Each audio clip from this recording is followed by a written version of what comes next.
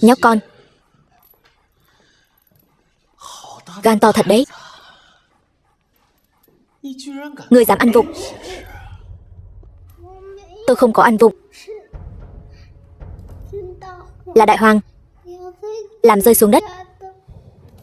Tôi nhặt lên. Đây là Thánh Vương. Đây là vị hôn thê Sở Ngưng Sương của ngài. Đã từng sinh cho ngài một con gái, hiện tại bị Triệu gia ép buộc làm huyết nô. Tần Hổ, đến Giang Châu điều tra rõ vị trí chờ ta. Dạ. Gia chủ có lệnh.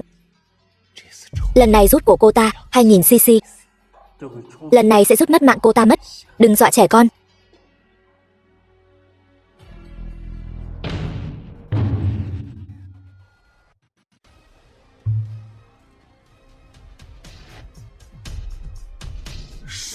Ai cho ngươi cái gan chó, dám động vào con gái ta? Ta còn tưởng là ai. Thì ra là ba của đồ khốn. Dám đến địa bàn của ta gây rối. Tất cả xông lên cho ta, lấy mạng không tha. Ôi trời, dám dương oai trước mặt Đao ca đây. Cũng không thèm hỏi han đến uy danh của ta. Nhanh lên.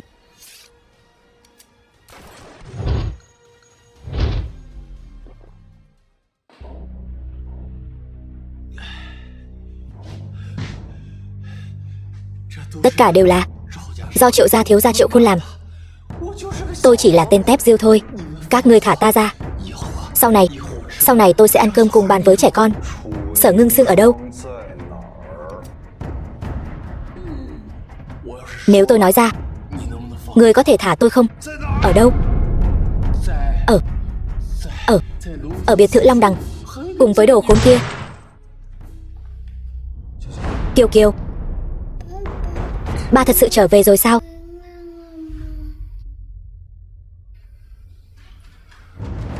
Mang ngay đến chỗ quỷ thủ. Vâng. Triệu thiếu gia, xin ngài hãy cứu con gái tôi. Tiện nhân.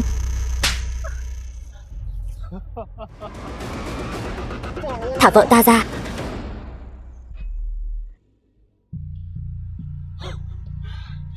Hù ta sợ quá. Ta cứ tưởng là ai.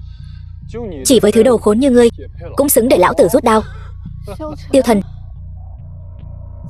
Sao hả? Còn nghĩ đến nó nữa. Đừng vội. Đợi lão tử chưa chán rồi sẽ trả lại cho ngươi ôn lại chút nha. Tay ta run lắm.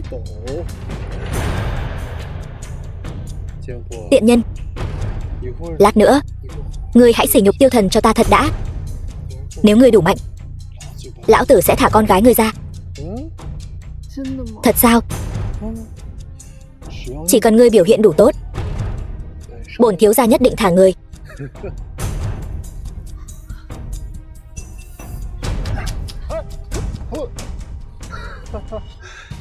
Tiêu Thần, con gái ngươi đã trở thành ngân hàng máu của cha ta. Ngay cả phụ nữ cũng bảo vệ ta như chó.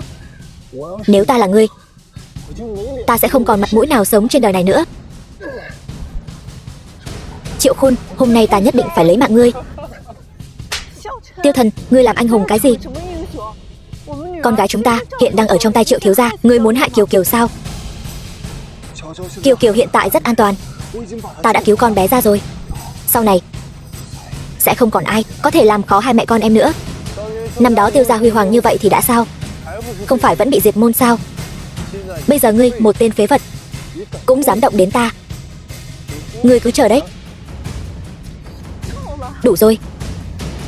Triệu gia bây giờ là hào môn đứng đầu Giang Châu, lại được Thánh Vương coi trọng. 1 tháng sau, Triệu gia sẽ với tư cách hào môn đứng đầu tham gia Thánh Vương Yến. Ngươi đắc tội với Triệu thiếu gia như vậy là muốn hại ta và Kiều Kiều sao? Kiều Kiều thật sự rất an toàn. Mẹ ơi, cứu con. Sao anh có thể đem Kiều Kiều trả về Sở gia? Mẹ vẫn luôn không vừa mắt nó. Mỗi lần về đều bị đánh. Mau về với ta. Đi. Sở Ngưng Sương, lão tử nhất định sẽ xác ngươi ra. Sở lão thái thái, chỉ cần Sở Ngưng Sương hầu hạ tốt, vấn đề của Sở gia các ngươi ta sẽ giải quyết cho. Dạ vâng. Mẹ, người nói đi. Ngày mai đưa Ngưng Sương đến hầu hạ Triệu công tử. vì đại nghiệp gia tộc.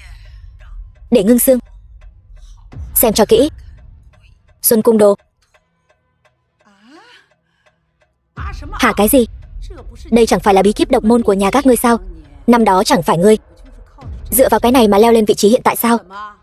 Sao hả? Giờ già rồi, nghiệp vụ lại không thành thạo nữa rồi. Được rồi, mẹ, con sẽ tìm nó cho con bé. Ngưng Xương nhà chúng ta giỏi nhất khoản này. Yên tâm.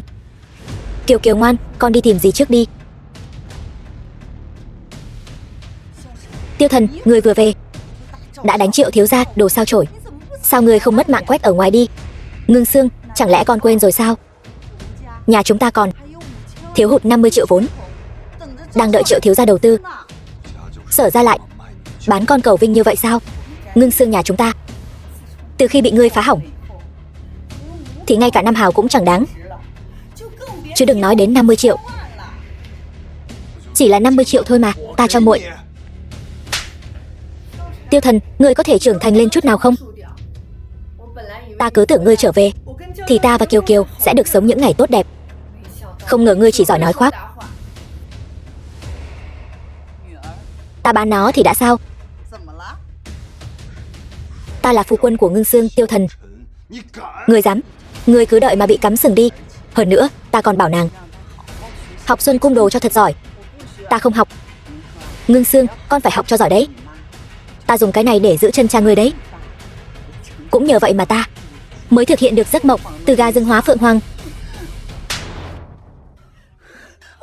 Ta, đồ khốn, ngươi dám đánh lão nương? Lão nương liều mạng với ngươi. Tiêu Thần, ngươi thật sự khiến ta thất vọng. Cút ngay đi, ta không muốn nhìn thấy ngươi nữa. Chuyện này ta sẽ nghĩ cách giải quyết. Mẹ ơi, yên tâm, ngày mai con sẽ bảo bà nội rút lại mệnh lệnh. Chuyện này ta sẽ tự mình gánh vác. Triệu thiếu gia, ngươi làm gì vậy? Đồ không biết xấu hổ. Sở lão thái thái, đây chính là thái độ xin lỗi của Sở gia các người sao? Ngưng Xương, Triệu thiếu gia coi trọng con là phúc khí của con đấy. Chẳng lẽ muốn đợi đến khi bị đuổi khỏi Sở gia mới chịu sao? Mau xin lỗi Triệu thiếu gia đi. Đúng vậy. Ngưng Xương, hiện giờ Triệu thiếu gia được Thánh Vương để mắt tới. Nếu con gả qua đó, sau này biết đâu còn có cơ hội được gặp Thánh Vương nữa. Gia đình chúng ta sẽ leo lên cành cao. Mẹ, con đã có hôn ước rồi. Phu quân của con là Tiêu Thần. Ngươi còn dám nhắc đến đồ khốn đó? Nếu không phải tại hắn thì nhà chúng ta sao rơi vào tình cảnh này? Sở Ngưng Xương, ta nói cho ngươi biết thêm một tin nữa. Ngày hôm nay, cha ta đã mời thánh sứ đến Triệu gia chúng ta. Triệu gia ta dựa vào Thánh Vương là chuyện chắc chắn rồi. Ngươi nghĩ xem đến lúc đó ta có lấy mạng Tiêu Thần không? Để tập đoàn Phong Ngưng của Thánh Vương Điện rót vốn 10 tỷ cho Sở gia, làm quà mừng thọ cho Sở lão thái thái. Vâng. Điều tra ra Triệu gia bắt cóc con gái ta, mục đích làm huyết nô là gì? Nghe nói Triệu gia muốn dùng huyết của thiếu chủ luyện chế huyết đan, dâng lên thánh sứ, nhờ đó mà móc nối quan hệ với Thánh Vương. Gan chó thật lớn. Đi theo ta đến Triệu gia. Trần Thánh Sứ ở bên cạnh Thánh Vương nhiều năm. Ngươi có biết Thánh Vương này là người phương nào không? Thánh Vương chiến công vô song.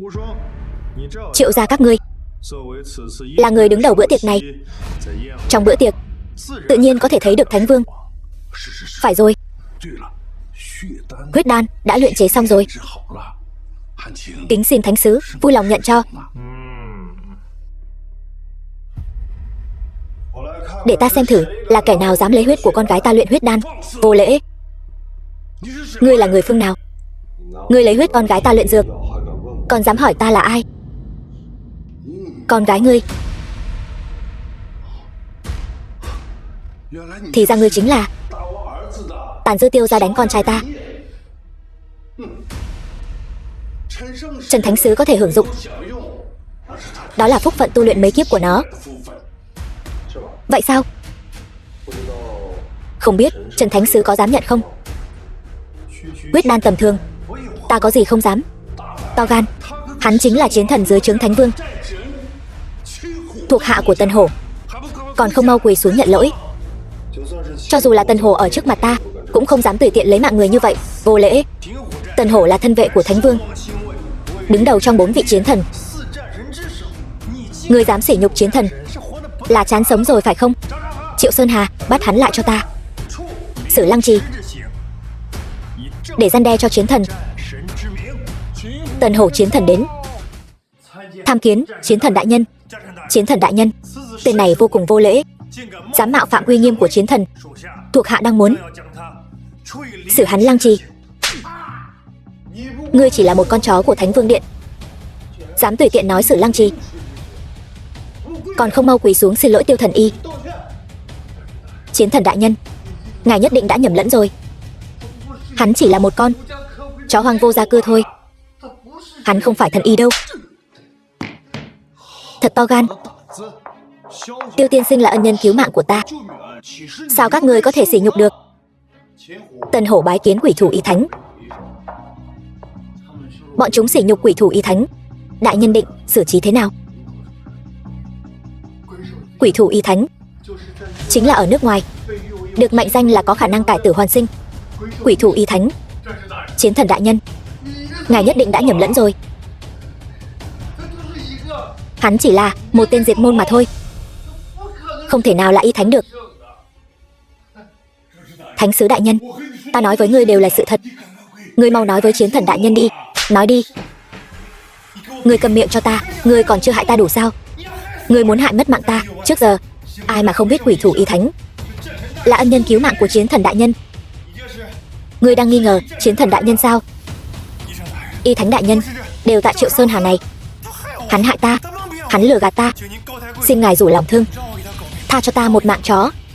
Tần Hổ, đây là người của ngươi, ngươi tự xử lý đi.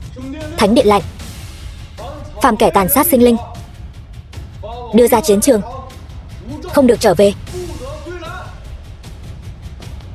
Chiến thần tha cho ta. Chiến thần tha cho ta, tha mạng cho ta. Chiến thần đại nhân. Chiến thần, ta không dám nữa, ta không dám nữa đâu. Còn ngươi, Triệu Sơn Hà, thần y đại nhân, oán thù này nên giải, không nên kết. Chỉ cần hôm nay ngươi giúp ta nói một câu tốt đẹp, ta bảo đảm tiếp sau ngươi vinh hoa phú quý. Thế nào? Ta vốn tưởng ngươi là một khối xương cứng, không ngờ ngươi cũng chỉ là một lão cẩu, khi dễ kẻ yếu sợ kẻ mạnh.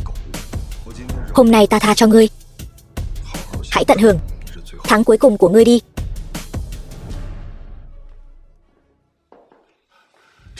Chiến thần đại nhân, ta sau này không dám nữa. Ông Triệu, ngươi hãy tự lo liệu lấy. Hãy lo liệu Thánh Vương Yến của ngươi cho tốt.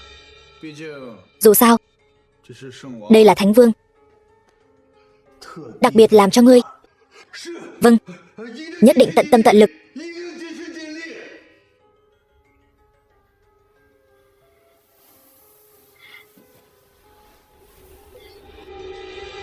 Tiêu thần, hôm nay ngươi ỷ vào chiến thần đại nhân, như vậy làm nhục ta.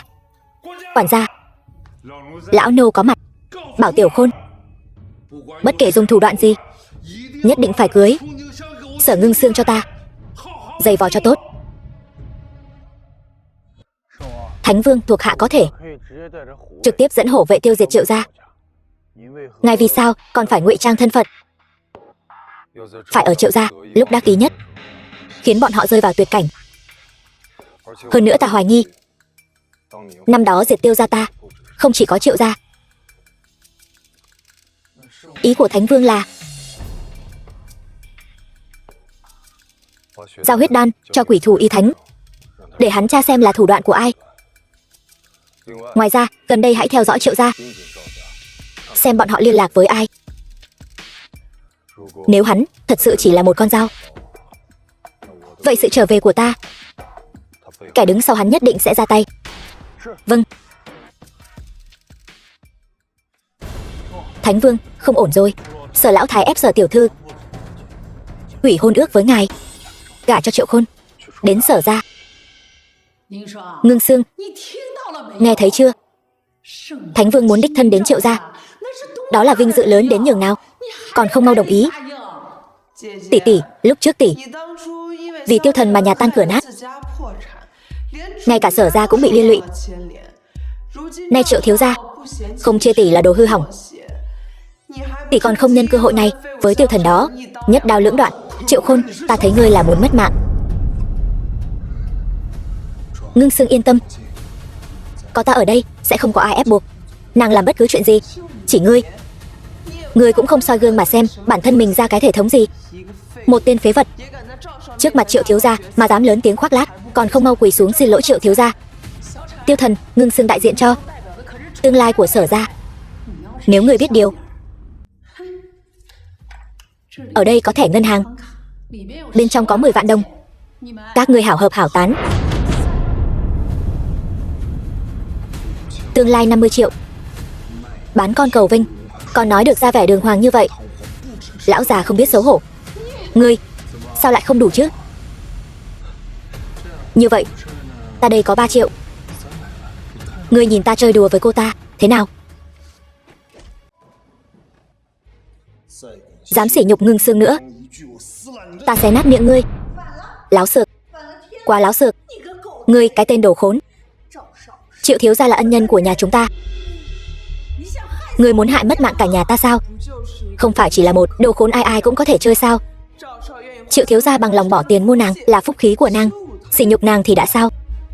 Còn có ngươi, tên vô dụng này. Nhìn vào việc ngươi là muội muội của Ngưng Sương, hôm nay ta tha cho ngươi khỏi mất mạng. Ngươi làm loạn đủ chưa, đồ khốn? Đến Sở gia chúng ta làm anh hùng sao? Triệu gia được thánh sứ đích thân ghé thăm, còn không mau quỳ xuống xin lỗi Triệu thiếu gia. Đúng, quỳ xuống. Thánh sứ, tên ngu xuẩn đó đã bị đày ra chiến trường rồi. Tiêu Thần, ngươi dám lớn giọng khoác lác như vậy, sỉ nhục thánh sứ. Còn các ngươi Sở gia dung túng cho tên này đánh ta. Ta muốn cho Sở gia các ngươi biến mất hoàn toàn khỏi Giang Châu. Xong rồi, thật sự xong rồi. Sở Ngưng Sương, ngươi thật sự muốn làm tội đồ của Sở gia sao? Ta bảo ngươi bồi Triệu thiếu gia một đêm, đổi lấy 1 tỷ đầu tư. Thế này là thật sự xong đời rồi. Sở gia chúng ta thậm chí có thể vạn kiếp bất phục. Không phải chỉ 1 tỷ sao? Ta đã liên lạc với người ta rồi, lập tức sẽ có người đem 10 tỷ đầu tư đến. Ngươi tưởng ngươi là ai hả? Chiến thần sao? Ta tuyên bố các ngươi, còn cả ngươi nữa, bị trục xuất khỏi Sở gia. Tập đoàn Phong Ngưng, chẳng phải nó đi theo Chiến thần đại nhân cùng nhau vào Giang Châu, tập đoàn số 1 thế giới sao? Nhân vật lớn như vậy sao lại đến nhà chúng ta? Tôi biết, tôi nghe Triệu thiếu gia nói qua, tập đoàn Phong Ngưng trực tiếp đối đãi Triệu gia lễ nghi chu đáo. Triệu thiếu gia sở dĩ có thể điều động 1 tỷ vốn, chính là vì có tập đoàn Phong Ngưng tài trợ. Nhất định là Sở Ngưng Sương chọc giận Triệu thiếu gia, rước thù. Sở Ngưng Sương, nhìn việc tốt ngươi làm kìa. Chuyện của Triệu thiếu gia còn chưa giải quyết, lại chọc vào tập đoàn của Chiến thần. Tiêu Thần, ngươi nhất định phải khiến nhà chúng ta tan cửa nát nhà. Ngươi mới vừa lòng sao? Vâng lệnh Chiến thần. Sở gia đại tiểu thư tiếp lệnh. Bà nội, giờ phải làm sao đây? Chiến thần đích thân hạ lệnh, nếu xử lý không tốt lại chọc giận Chiến thần, Sở gia chúng ta sẽ không còn cơ hội ngóc đầu lên nữa. Tôn tổng, Sở Ngưng Sương cả nhà vừa bị tôi đuổi khỏi Sở gia rồi, với chúng tôi không còn quan hệ gì nữa, tùy ý Tôn tổng xử trí. Nhưng Sở gia chúng tôi là vô tội, mong Tôn tổng trước mặt Chiến thần đại nhân nói giúp chúng tôi vài lời hay ý đẹp. Đúng vậy, Tôn tổng, nhà chúng tôi đối với Triệu thiếu gia vẫn luôn coi như thượng khách. Đều là Tiêu thần này không biết điều, muốn hãm hại Sở gia. Chỉ cần có thể xoa dịu cơn giận của Chiến thần và Triệu thiếu gia, cái đầu của hắn ngài cứ việc lấy đi. Bà nội, ba mẹ, một người làm một người chịu. Chuyện này do tôi gây ra, không liên quan đến Tiêu thần. Tiêu thần, chàng mau đi đi. Không sao đâu, có ta ở đây. Nghe lệnh Chiến thần, có lẽ là chuyện tốt. Mấy vị đang nói gì vậy? Sở ra bây giờ đã phất lên rồi. Chiến thần có lệnh, Sở gia đại tiểu thư, quản lý Sở gia tốt. Nghe nói Sở gia gặp nguy cơ, đặc biệt phái tôi đến đây tặng 10 tỷ dự án hợp tác. Ai là Sở gia đại tiểu thư? Đi đi, tôi đã nói tôi có thể giải quyết được. Tử Hàm, còn ngây ra làm gì? Mau tiếp lệnh đi. Tôn tổng, là tôi bây giờ là Sở gia đại tiểu thư, tôi tiếp lệnh. Sở tiểu thư thật là nữ trung hào kiệt, có thể được chiến thần đại nhân thưởng thức. Sau này nhất định sẽ làm nên đại nghiệp, mong sau này được chiếu cố nhiều hơn. Không dám. Sự việc đã đến nước này, tôi xin phép cáo từ trước. Trời giúp Sở gia. Có sự đầu tư của tập đoàn Phong Ngưng, khủng hoảng của nhà họ Sở chúng ta sẽ nhanh chóng vượt qua. Tử Hàm, con khi nào được chiến thần để mắt tới vậy? Sao không nói với bà một tiếng nào? Bà nội, có lẽ là chiến thần nghe danh sắc đẹp của con đã động lòng với con rồi. Được lắm, được chiến thần để mắt tới. Sở Ngưng Sương, con đã bị đuổi khỏi nhà họ Sở rồi. Trước phó tổng, mau giao cho Tử Hàm đi. Bà nội, sao mọi người lại có thể 10 tỷ này là nể mặt Ngưng Sương mới cho? Mọi người đừng quên, cô ấy mới là đại tiểu thư nhà họ Sở, đuổi ra khỏi nhà họ Sở, mọi người sẽ hối hận. Nghe lời này xem, anh tưởng anh là ai? Chiến thần sao? Anh nhìn xem Tôn tổng kia, có liếc nhìn anh một cái nào không? Đó là bởi vì cấp bậc của hắn ta không đủ, không biết ta là đủ rồi, còn chưa thấy mất mặt hay sao? Sớm muộn gì cũng có ngày, mọi người sẽ cầu xin Ngưng Sương quay về. Ngưng Sương, em hãy tin anh. 10 tỷ đó. Tiêu Thần, anh bảo em lấy gì mà tin anh? Anh biến mất 4 năm. Đúng 4 năm. Bạt Vô Âm Tín vừa về đã đắc tội với Triệu thiếu gia, khiến em bị đuổi khỏi gia tộc. Bây giờ đến cả chức phó tổng cũng mất luôn. Giờ anh hài lòng rồi chứ? Thật sự quá thất vọng về anh. Cái tên tập đoàn Phong Ngưng chỉ giỏi gây họa, chẳng làm nên trò trống gì. Tân Hổ tên ngốc này, thuộc hạ thất trách, để phu nhân chịu uất ức, xin Thánh Vương trách phạt. Chuyện đã xảy ra rồi, phạt ngươi có ích gì? Bây giờ là phải bù đắp. Ta muốn cho nhà họ Sở biết có vài công lao, không phải muốn nhận là nhận được. Thuộc hạ sẽ cho tập đoàn Phong Ngưng thu mua Sở thị tập đoàn. Không, nhà họ Sở những năm nay đều là Ngưng Sương điều hành. Đây là tâm huyết của cô ấy coi trọng nhất chính là cái này. Hợp tác tiếp tục, nhưng người phụ trách hợp tác nhất định phải là Ngưng Sương. Ta đã hứa với cô ấy sẽ giúp cô ấy quay lại nhà họ Sở. Thuộc hạ sẽ đi làm ngay. Đúng rồi Thánh Vương, bên Quỷ Thú Y Thánh có tin tức nói rằng cách chế tạo huyết đan hình như là thủ đoạn của Cổ Môn đã thất truyền từ lâu. Hắn ta còn nói luyện chế huyết đan cần phải liên tục tạo máu. Tiểu thư có thể đã bị hạ cổ rồi.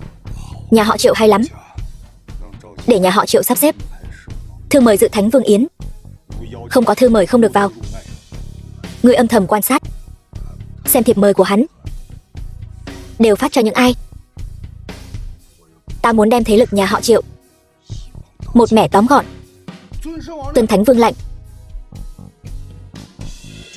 Vị Thánh Vương này đối với nhà ta thật là hậu ái.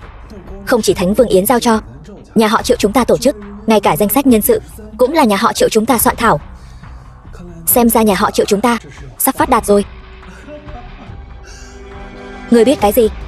Vị Tần Hổ chiến thần này là đích thân đưa tới, cũng không nói là ý của Thánh Vương. Vị chiến thần này từng vì Tiêu Thần ra tay một lần,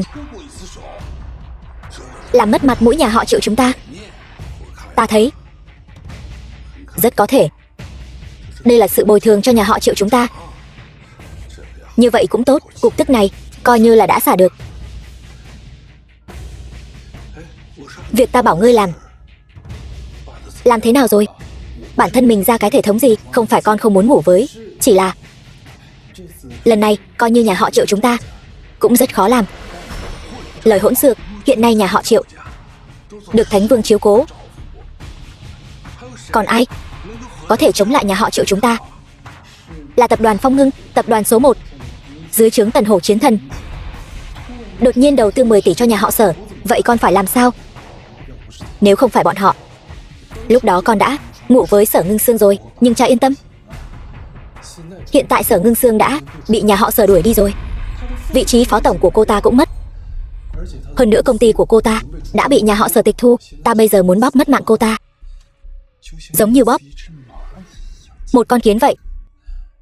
Con bây giờ sẽ tìm người bắt cóc cô ta và con gái của cô ta. Không được, Chiến Thần đã biết chuyện huyết đan rồi. Bắt cóc nó là hạ sách.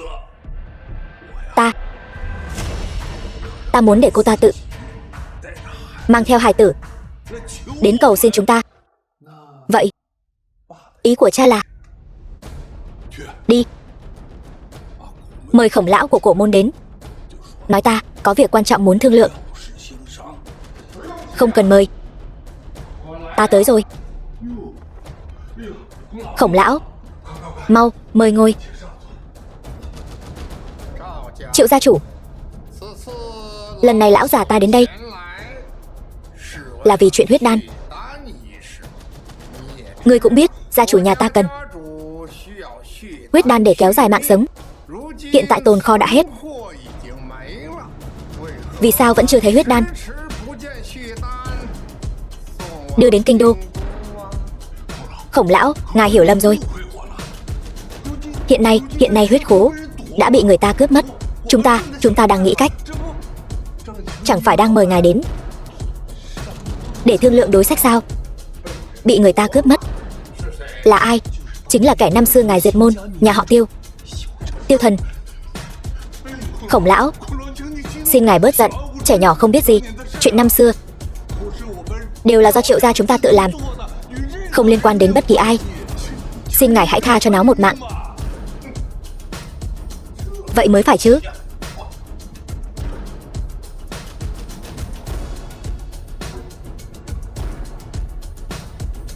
Triệu gia chủ,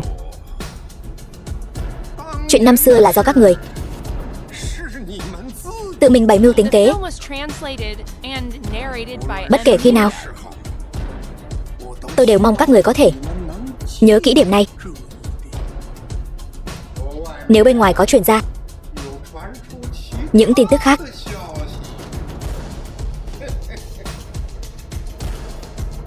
tôi đã bảo du cho các người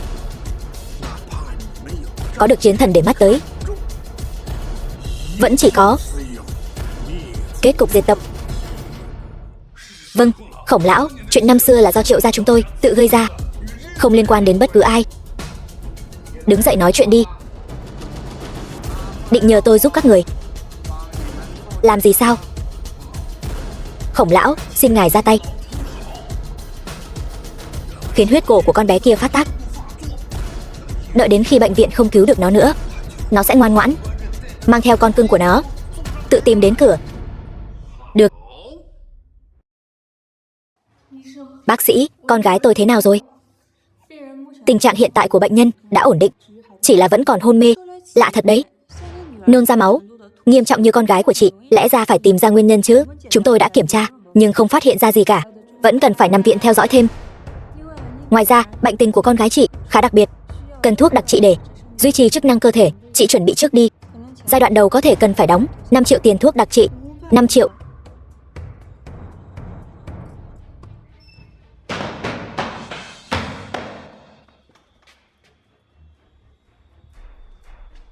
Ngưng Sương, Kiều Kiều sao vậy? Sao lại đột nhiên nôn ra máu thế này? Là Triệu gia. Triệu gia đã cảnh cáo tôi, bọn chúng đã hạ độc Kiều Kiều. Nếu không có thuốc giải, Kiều Kiều sẽ mất mạng mất. Quỷ thụ y thánh nói đúng thật rồi. Triệu gia thật sự đã giở trò. Khốn kiếp. Chuyện của Kiều Kiều tôi sẽ nghĩ cách giải quyết. Em đừng lo. Anh lúc nào cũng nói anh sẽ xử lý, nhưng kết quả thì sao? Anh còn làm được gì nữa? Anh đi đi, còn ở đây làm gì chứ hả? Cút. Chuyện của Kiều Kiều tôi sẽ tự mình nghĩ cách. Ngưng Sương, cô cứ chờ xem, Sở gia nhất định sẽ van xin cô quay về. 5 triệu này tôi cũng có thể nghĩ cách Đủ rồi, Tiêu Thần. Anh tưởng anh vẫn là đại thiếu gia của Tiêu gia sao? Cút. Cút ngay.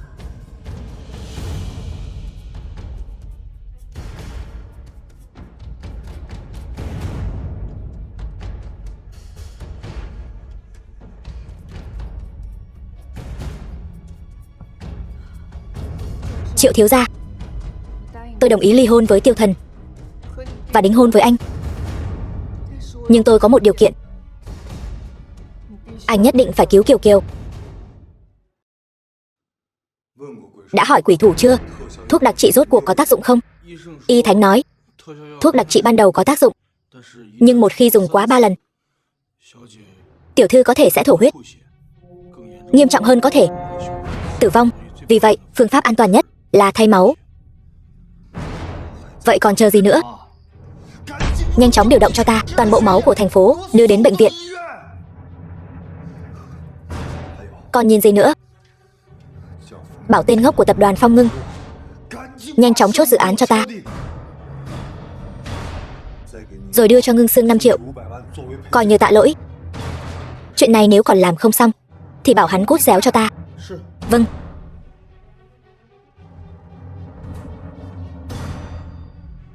Hiểu rồi. Thánh Vương, không ổn rồi.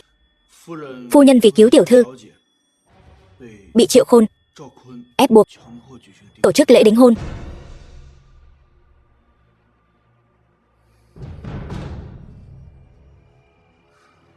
Triệu Khôn, ta không tha cho ngươi.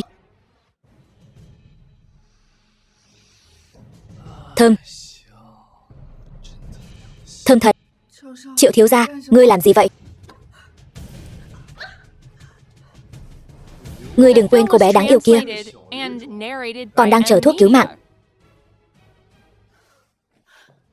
Triệu thiếu gia, ngươi đã hứa với ta rồi. Chỉ cần ta đính hôn với ngươi, ngươi sẽ cứu Kiều Kiều. Ngươi không thể nuốt lời. Sở Ngưng Sương, có phải ngươi nhầm rồi không? Là ngươi cầu xin ta đính hôn với ngươi. Lại đây. Cầu xin ta sủng hạnh ngươi đi. Biết đâu ta sẽ cứu cô bé đáng yêu kia đấy.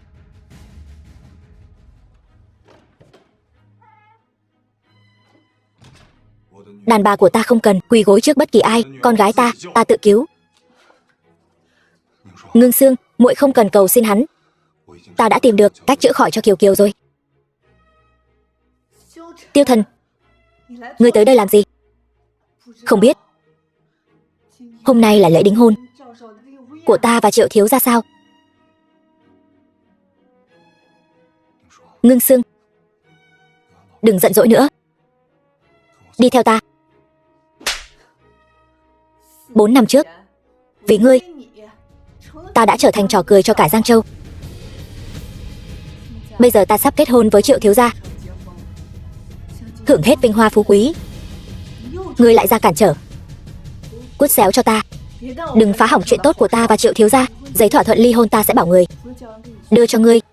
Ngưng Sương, hắn chỉ là một tên cặn bã. Ngươi đừng. Cặn bã? Ngươi có tư cách gì mà nói Triệu thiếu gia như vậy? Ngươi còn chưa biết sao? Triệu gia bây giờ rất được Thánh Vương coi trọng. Ngay cả thư mời cũng do Triệu gia soạn thảo. Ngươi, một tên khốn, có tư cách gì mà nói Triệu thiếu gia như vậy? Nói hay lắm. Nghe thấy chưa? Bây giờ lão tử chỉ cần một câu là có thể lấy mạng ngươi. Ngươi không phải rất giỏi đánh đấm sao? Đánh ta đi. Có tác dụng gì chứ?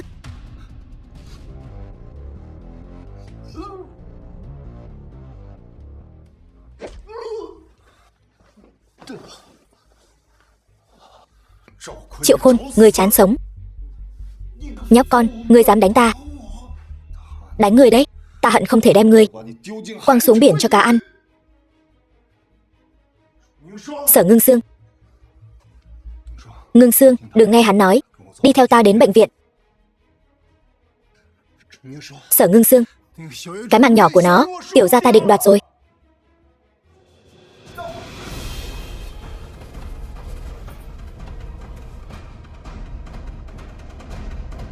Alo.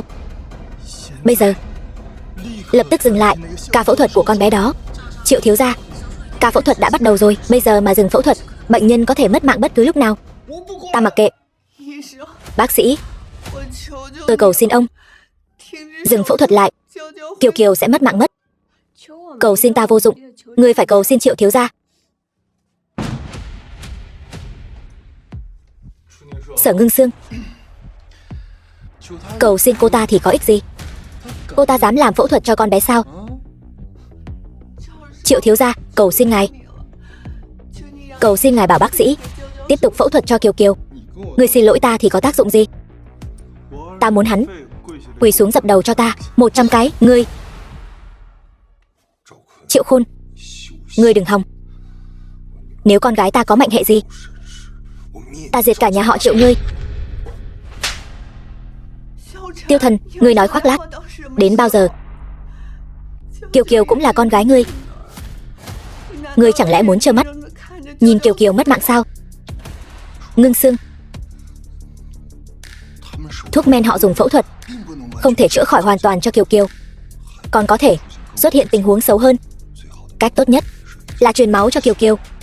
Ta đã điều động toàn bộ nguồn máu của thành phố, chỉ cần đợi thêm vài phút nữa thôi. Tiêu Thần, ngươi tưởng ngươi là ai? Ngươi hiểu bệnh tình hơn cả bác sĩ sao? Còn điều động cả ngân hàng máu, ngươi có quyền đó sao? Tiêu Thần, em biết, em tin anh có thể điều động nguồn máu. Nhưng bây giờ chỉ cần anh quỳ xuống xin Triệu thiếu gia, Kiều Kiều sẽ được cứu. Tự tôn của anh chẳng lẽ còn quan trọng hơn mạng sống của Kiều Kiều sao? Triệu thiếu gia, Tần Hổ Chiến Thần đang điều động máu khắp thành phố. Lão gia nói Sở Kiều Kiều cũng là nhóm máu O, bảo ngài chuẩn bị thêm một ít để đưa đến cho cô bé. Sở Ngưng Sương sao? Con gái người thật sự là sao may mắn của nhà họ Triệu ta. Ngươi nói xem, rút hết máu của nó đưa cho Tần Hổ Chiến Thần thì sao nhỉ? Hay cho nhà họ Triệu các ngươi? Chỉ là được Tần Hổ cho chút ngon ngọt đã vanh váo như vậy. Nếu để các ngươi thật sự trở thành người đứng đầu Giang Châu chẳng phải sẽ máu chảy thành sông sao? Thật buồn cười. Danh hiệu Chiến Thần đại nhân cũng phải xem đồ khốn nhà ngươi có tư cách gọi như vậy không? Theo lời ngươi nói, ta có phải gọi ngươi là Thánh Vương đại nhân không? Chẳng qua chỉ là một con cún su nịnh, không xứng gọi danh hiệu của ta. Đủ rồi Tiêu Thần, bây giờ không phải lúc làm anh hùng. Kiều Kiều hiện tại nguy kịch, không thể bớt nói vài câu sao? Triệu thiếu gia, tôi cầu xin ngài cứu Kiều Kiều với. Muộn rồi, bây giờ rút máu ngay. Ngoài ra báo cho Tần Hổ đại nhân, nói rằng chúng ta có đủ máu nhóm O. Triệu Khôn, ngươi dám? Lại đây, ngươi thử động vào ta một cái xem. Tốt nhất là biết mình đã làm gì. Nếu không đợi Tần Hổ đến, ngươi sẽ hối hận. Ta có hối hận hay không thì không biết, nhưng nếu ngươi còn không quỳ xuống thì máu của nó sẽ bị rút cạn đấy. Tiêu Thần, tôi van xin anh, hãy quỳ xuống cho Triệu thiếu gia đi. Tôi chỉ có mỗi Kiều Kiều là con gái. Nếu nó mất mạng, tôi cũng không sống nổi. Chẳng lẽ đây là điều anh muốn thấy sao? Được, ta quỳ. Hy vọng ngươi có thể chịu đựng được cú quỳ này. Triệu gia có thể sống lài lắt, nhưng hôm nay ngươi chắc chắn phải mất mạng. 3 năm không gặp, bản lĩnh khoác lác của ngươi đúng là rất mạnh. Còn bảo hôm nay ta chắc chắn phải mất mạng, não hỏng rồi sao? Một con chó hoang vô quyền vô thế, ngoài sủa bậy ra còn biết làm gì nữa? Triệu thiếu gia, Tiêu Thần hiện tại đã quỳ xuống rồi. Ngài có thể ngừng rút máu để làm phẫu thuật cho Kiều Kiều chưa? Sở Ngưng Sương, ta nhớ lúc trước ở nhà ngươi, ta đã nói ta cho hắn 3 triệu để hắn nhìn ta chơi ngươi. Bây giờ chúng ta đổi điều kiện, thế nào? Ngươi chỉ cần trước mặt hắn để ta sướng một chút, ta sẽ cứu con gái ngươi. Mẹ ơi, Kiều Kiều đau. Kiều Kiều đau lắm. Kiều Kiều đừng sợ. Mẹ sẽ bảo bác sĩ làm phẫu thuật cho con. Triệu thiếu gia, tôi đồng ý mọi điều kiện. Xin ngài cứu Kiều Kiều. Tiêu Thần, tiện nhân nhà ngươi, mất mạng quét đi cho rồi. Không ổn, bệnh nhân sốc rồi. Không. Tần Hổ chiến thần đến. Đại nhân, ngài đến thật đúng lúc. Tôi đang chuẩn bị rút máu của tiện nhân này dâng lên cho ngài. Đồ hỗn láo. Tham kiến thánh chủ đại nhân, còn chờ gì nữa, mau cứu người. Dạ. Đỡ phu nhân và tiểu thư xuống. Dạ. Phu nhân và tiểu thư, nếu có mệnh hệ gì, ta sẽ không tha cho Triệu gia các ngươi. Chiến thần đại nhân, ngài làm gì vậy? Hắn làm sao có thể là Thánh Vương đại nhân? Hắn chỉ là tàn dư của Tiêu gia bị diệt môn mà thôi. Hắn vốn dĩ ta muốn tính sổ luôn với Triệu gia các ngươi, nhưng ngươi đã muốn mất mạng, vậy ta sẽ thành toàn cho ngươi, đem hắn xuống thi hành lăng trì, mang về cho Triệu Sơn Hà. Ta muốn kẻ đứng sau hắn biết ta chính là nhắm vào Triệu gia mà đến. Tiêu Thần, ngươi không thể đối xử với ta như vậy. Ngươi, ta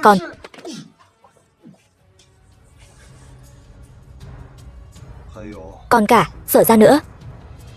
Truyền tin tức ra ngoài, nói ta đã để ý Sở Ngưng Sương, sau Thánh Vương Yến 3 ngày sẽ tổ chức lễ cầu hôn. Ta muốn xem Sở gia có thể chống đỡ được bao lâu, đến khi nào. Vâng. Mẹ, Sở gia chúng ta bám được cành cao rồi. Hốt hoảng như vậy, thành ra thể thống gì? Mẹ còn chưa biết sao? Ngưng Sương được Thánh Vương đại nhân để ý rồi. Cái gì? Thẩm đang nằm mơ giữa ban ngày đấy sao? Thánh Vương đại nhân là ai chứ? Sao có thể để ý đến Sở Ngưng Sương, cái đứa con gái hư hỏng đó? Nói rõ ràng xem nào, rốt cuộc là chuyện gì? Mẹ, con nói thật đấy.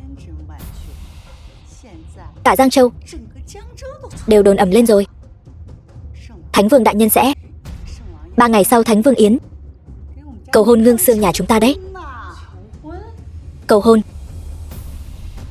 Con nhỏ đó có gì tốt chứ? Triệu thiếu gia để ý đến nó thì thôi đi, đến cả Thánh Vương đại nhân cũng mù mắt rồi sao? Bà nội, vô lễ. Thánh Vương đại nhân cũng là người mà, người có thể sỉ nhục sao? Người muốn diệt môn họ Sở sao? Khó trách Phong Ngưng tập đoàn lại phong sát Sở ra chúng ta, từ chối hợp tác. Thì ra là con nhỏ đó bám được Thánh Vương rồi. Con dâu cả, lại đây ngồi. Mau ngồi đi. Ngưng Sương đúng là có tiền đồ. 2 ngày nay ta cứ nghĩ Ngưng Sương ở Sở ra không có công cũng có cán. Lúc trước đuổi các con ra khỏi Sở ra là ta suy nghĩ chưa chu toàn. Ngưng Sương hiện đang ở đâu? Ta phải đích thân đến mời con bé về, mời con bé về làm người chèo lái Sở ra. Mẹ khách sáo quá rồi. Ngưng Sương nhà chúng con hiện đang ở bệnh viện. Đi, con dẫn mẹ đi thăm con bé.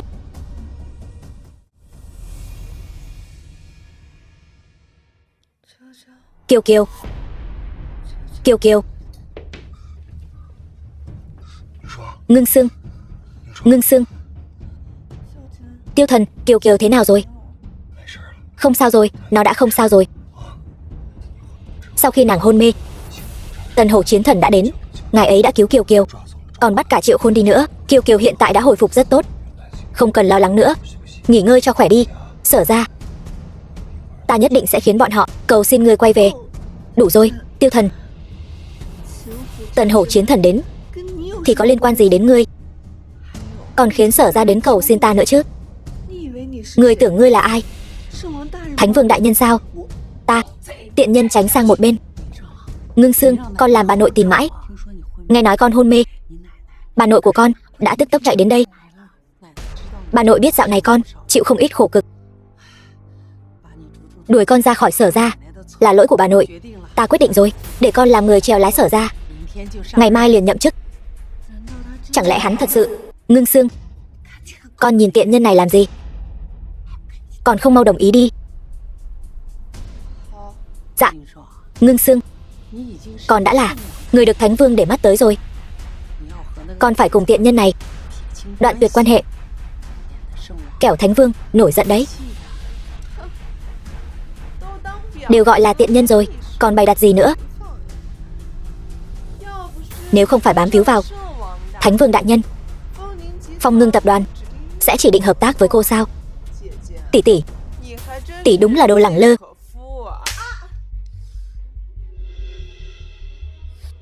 Ngươi còn dám phun phân ra nữa, ta xé nát miệng ngươi. Đủ rồi, tên khốn. Nếu ngươi thật lòng muốn tốt cho Ngưng Sương thì hãy sớm rời xa nàng ấy đi, đừng làm lỡ tiền đồ của Ngưng Sương. Bà nội, con sẽ không ly hôn với Tiêu Thần. Hơn nữa, Thánh Vương đại nhân cũng sẽ không để mắt tới một người đã có chồng. Nếu người còn nói như vậy nữa, con sẽ không về Sở ra đâu. Được rồi, ta biết con đang bênh vực Thánh Vương đại nhân. Thôi, những chuyện này để sau hãng nói. Con mau gọi điện cho Tôn tổng, bảo ông ta hủy bỏ lệnh cấm vận đối với Sở ra chúng ta. Bà nội, con làm gì có cách liên lạc của Tôn tổng chứ? Sở tiểu thư, là tôi sơ suất, lỗi của tôi. Sở tiểu thư, tôi đã để cô chịu thiệt thòi rồi. Hôm đó là tôi sơ suất, mới để bọn họ thừa cơ hội. Nếu Sở tiểu thư bằng lòng, Phong Ngưng tập đoàn chúng tôi thành tâm mời cô làm phó tổng của chúng tôi. Cô thấy thế nào? Tôn tổng, ông nói vậy là sao? Khiến lão thân kinh hãi quá. Người còn chưa biết sao? Ngưng Sương đã là người trèo lái của Sở ra rồi, sợ là không đến được chỗ ngài rồi. Nhưng mà lệnh cấm đối với Sở ra có thể gỡ bỏ được không? Sở lão thái thái, bà nghĩ tôi dễ bị lừa lắm sao? Ngưng Sương, con mau nói giúp chúng tôi một câu đi. Tôn tổng, bà ấy không lừa ngươi. Ta hiện tại là người của Sở ra. Nếu ngài bằng lòng, dự án trước tôi sẽ chịu trách nhiệm. Chuyện lệnh cấm làm phiền ngài bận tâm. Đương nhiên bằng lòng, cô cứ yên tâm, tôi sẽ gỡ bỏ lệnh cấm ngay. Phải rồi, không biết Sở tiểu thư tối nay có rảnh không? Tôi muốn ở khách sạn Đế Hào mời cô dùng bữa, giới thiệu cho cô vài đối tác. Rảnh chứ? Cô ấy nhất định sẽ đi. Ngưng Sương, còn không mau đồng ý đi.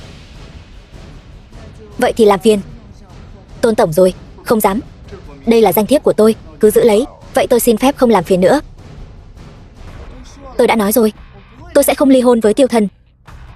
Ngưng Sương, rốt cuộc cô nghĩ thế nào vậy? Tên khốn này, hắn ta rốt cuộc có gì tốt? Bây giờ con được Thánh Vương để mắt tới. Nếu con nắm được Thánh Vương trong tay, Sở ra chúng ta sẽ bay lên trời cao. Mẹ, đủ rồi. Tên khốn đó sẽ biết sự lợi hại của Thánh Vương. Đến lúc đó hắn sẽ biết khó mà lui. Thôi, chúng ta đi trước.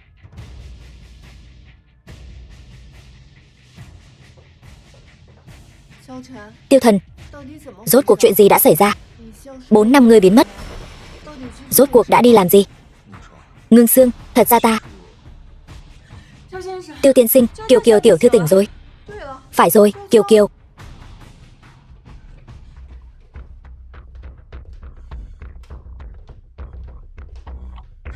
Thánh Vương làm theo lời ngài dặn, đã lăng trì Triệu Khôn rồi đưa đến Triệu gia. Triệu Sơn Hà không ngu ngốc, hắn nhất định sẽ liên lạc với người đứng sau hắn. Cái đuôi cáo nhất định không giấu được. Phải. Tiểu Khôn, Tiểu Khôn.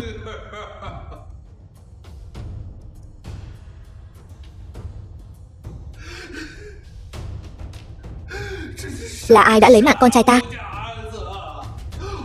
Ta phải băm vằm hắn ra. Tiểu Khôn, Tiểu Khôn ơi, đây là món canh con thích nhất. Tiểu Khôn, cha mang đến cho con rồi.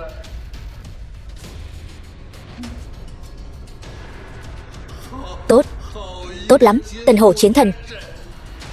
Ngươi vì một tiện nhân mà lấy mạng con trai ta. Đồ khốn nhà ngươi. Khổng lão, đúng như ngài nói, Hắn nhắm vào nhà họ Triệu chúng tôi mà đến.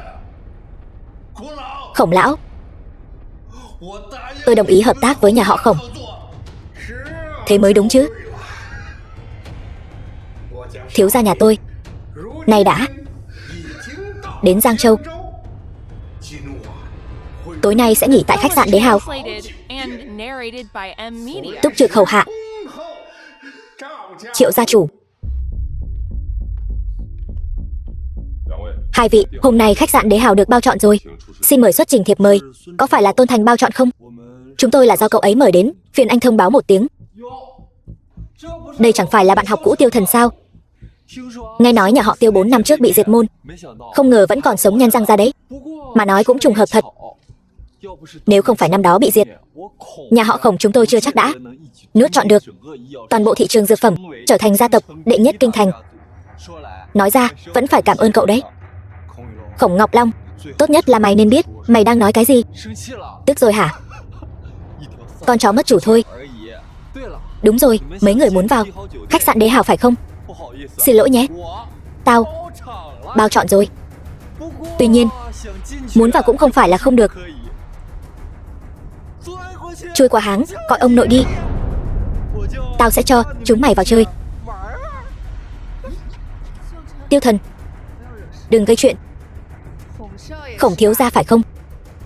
Tôi không biết anh với Tiêu Thần có thủ oán gì, nhưng xin anh ăn nói cho cẩn thận. Tiện nhân, trước thì bị cái thằng Tiêu Thần kia làm cho to bụng, sau lại vì tiền muốn leo lên giường Triệu Khôn. Bây giờ thì nghe nói lại cặp kè với Thánh Vương, gian díu với nhau.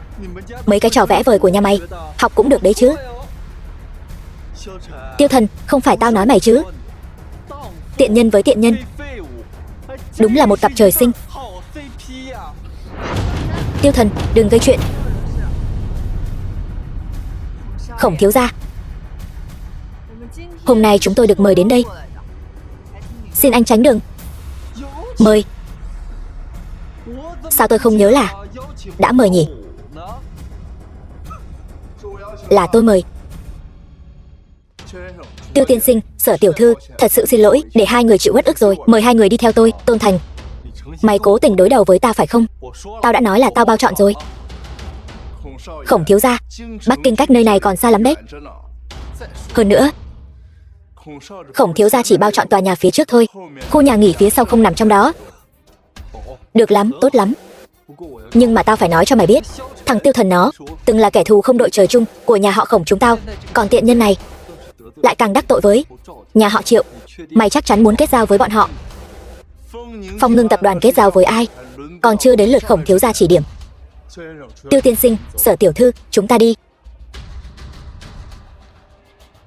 Khổng Ngọc Long, những lời ngươi vừa nói ta đều nhớ kỹ. Khổng gia lại sinh ra một tên đại thiếu gia như ngươi, cho dù có chen chân vào được hàng ngũ kinh đô đệ nhất gia tộc, sớm muộn gì cũng diệt vong. Chỉ bằng cái đầu tiểu tử như ngươi sao? Nói khoác ai chẳng nói được. Hay là nghĩ cách làm sao tránh được sự trả thù của Triệu gia đi.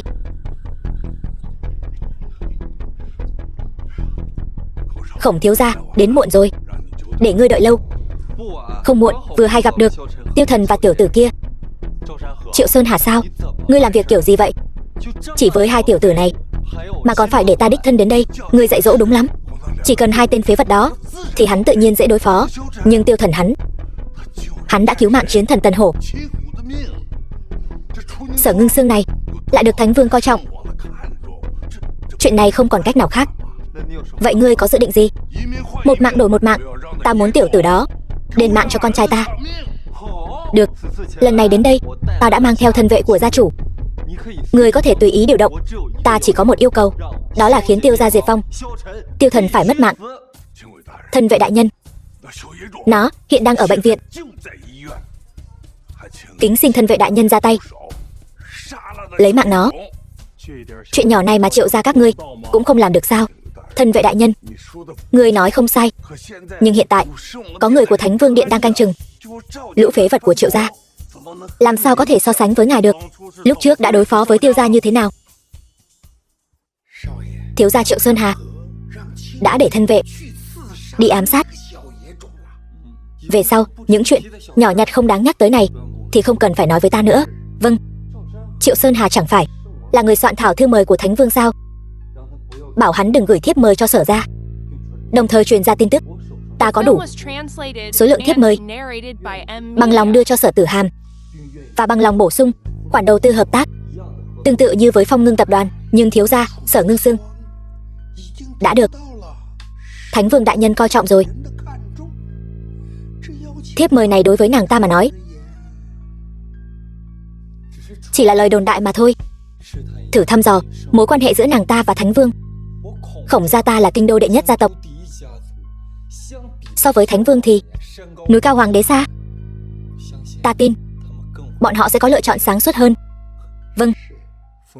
Dự án hợp tác với Phong Ngưng tập đoàn chính là để đưa tiền cho Sở gia. Ta tin Thánh Vương đại nhân sẽ không cướp vợ người khác đâu. Tỷ tỷ tốt của ta, ngày mai là đại hội gia tộc, tỷ đừng quên tham dự nhé. Về việc tỷ có thể trở thành người trèo lái Sở gia hay không, bà nội rất có ý kiến đấy. Chủ yếu là bên ngoài đồn đại cô bám víu được Thánh Vương đại nhân, nhưng sao cô lại không có cả một tấm thiệp mời nào vậy? Giờ tôi là người của ngài rồi, ngài không thể nuốt lời đâu. Yên tâm đi, Triệu gia đó chỉ là một con chó của Khổng gia ta thôi. Cái gọi là rồng mạnh khó áp đảo rắn địa phương.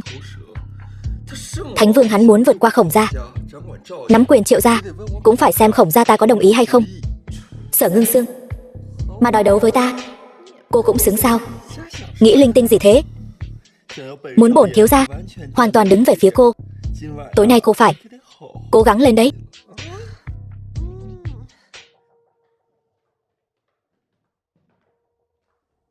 Ôi chao, Khổng thiếu gia kinh thành nể mặt đến Sở gia chúng tôi, thật sự khiến Sở gia chúng tôi tự hào lắm.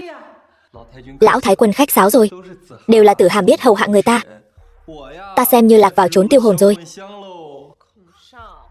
Khổng thiếu gia đáng ghét. Bà nội con nghe được một vài tin tức, nói Sở Ngưng Sương mà người ta đồn đại được Thánh Vương trọng dụng đều là do cô ta tự tìm người phao tin ra ngoài đấy. Tử Hàm, có vài chuyện đừng nói bừa. Ngưng Sương nào có gan đó bịa đặt chuyện Thánh Vương. Khổng thiếu gia, thẩm thẩm của tôi vẫn chưa tin tôi. Bá mẫu, con chứng minh Tử Hàm nói đều là thật. Con từ chỗ gia chủ Triệu gia đến, chưa từng nghe nói Thánh Vương có thiệp mời nào ghi tên Sở Ngưng Sương cả. Nếu Sở Ngưng Sương thật sự được Thánh Vương để mắt, tại sao cô ta không nói với mọi người chuyện thiệp mời? Hay là cô ta có nhưng không muốn dẫn theo Sở gia? Cô ta dám sao? Đúng rồi, Sở Ngưng Sương đâu? Buổi họp gia tộc tại sao không đến?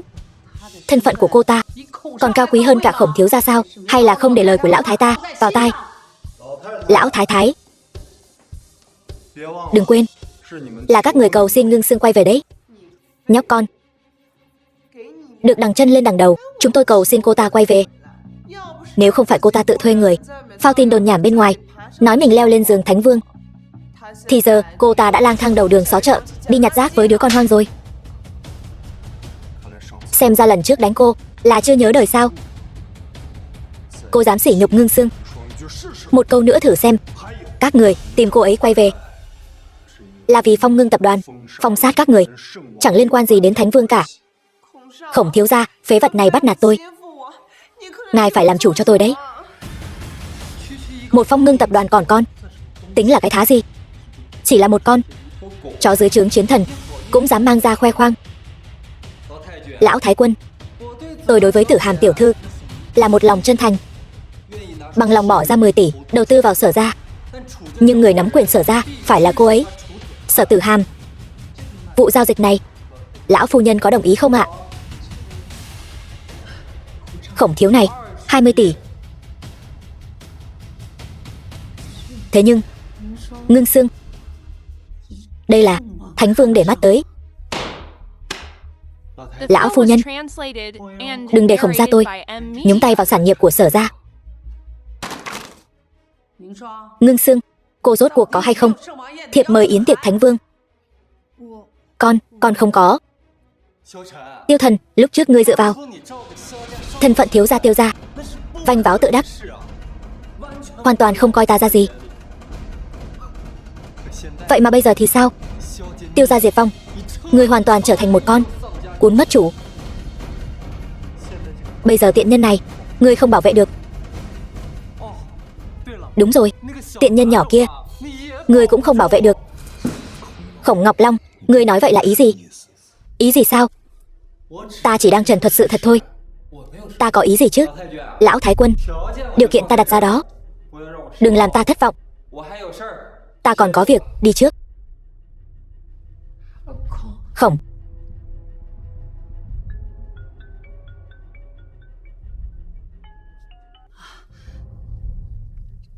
Triệu gia chủ, ông nói nếu tôi không đồng ý với Khổng thiếu thì 10 tấm thiệp mời sẽ bị hủy. Cho dù đồng ý cũng không thể mang Sở Ngưng Sương tham dự yến tiệc Thánh Vương. Tôi hiểu, tôi hiểu. Mẹ ơi, mẹ không thể tin lời của Triệu gia chủ. Hắn chỉ là người soạn thảo thiệp mời. Người thật sự quyết định là Thánh Vương chúng ta. Hơn nữa bây giờ cả Giang Châu ai mà không biết con gái nhà chúng ta được Thánh Vương coi trọng. Nếu cô ta được Thánh Vương yêu thích như vậy thì bảo cô ta tự xin thiệp mời đi. Một tờ giấy có quan trọng đến thế không? Còn một tờ giấy rách nát. Thật là gió to, không sợ cắn vào lưỡi sao? Không có thiệp mời thì không vào được yến tiệc Thánh Vương. Lời bà vừa nói có nghe rõ không? Nếu không có thiệp mời, vị trí người nắm quyền sẽ là của ta. Sở Ngưng Sương chỉ xứng làm việc cho ta. Sở ra các người mà thật sự như vậy. Ngưng Sương, chúng ta không ở lại cũng được. Yến tiệc Thánh Vương này, dù không có thiệp mời, ta cũng sẽ dẫn nàng đi. Chúng ta đi. Tiêu Thần, người có thể đừng luôn nói khoác không? Ngươi chẳng lẽ không có chút liêm sỉ nào sao? Tôi thật sự chịu đủ ngươi rồi.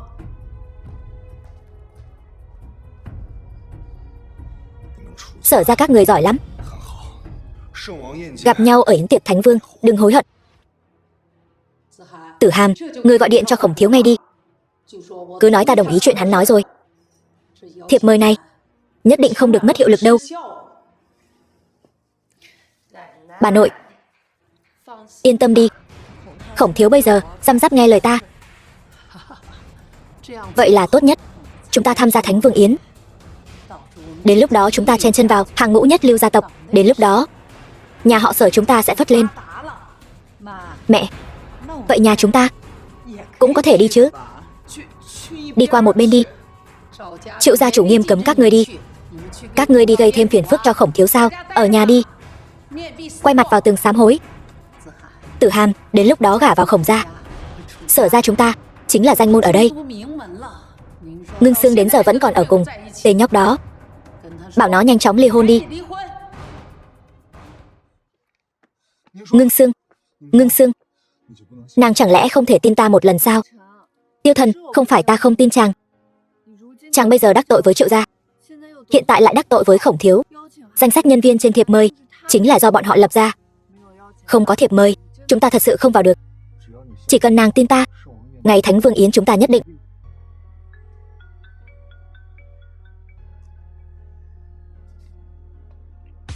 Alo. Các ngươi cứ giữ vững, ta sẽ đến ngay. Có phải Kiều Kiều có chuyện gì không? Đưa ta đi. Không ngờ con cún này của ngươi còn khá trung thành.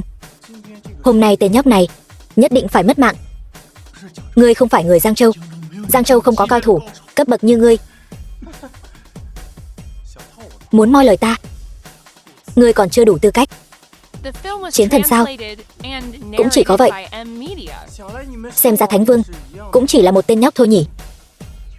Ngươi không được nói Thánh Vương. Ngươi là ai? Mau thả Kiều Kiều ra. Ngươi chính là mẹ của nó sao? Thả nó sao? Xin lỗi. Hôm nay nó nhất định phải mất mạng. Mất mạng đi. Động vào vợ con ta. Ta khiến người mất mạng không có chỗ chôn. Quả nhiên là cả nhà cùng nhau xuống đoàn tụ dưới suối vàng sao?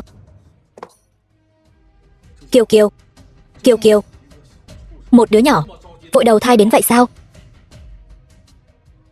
Dám sỉ nhục con gái ta như vậy, hôm nay ngươi chắc chắn phải mất mạng. Tiêu Thần, Tiêu Thần, mau đưa Kiều Kiều chạy đi, chạy mau. Muốn chạy? Ba người các ngươi hôm nay ai cũng đừng hòng chạy, đều phải mất mạng. Tiêu Thần, mau đi cứu Kiều Kiều. Thế nào, phẫn nộ chứ?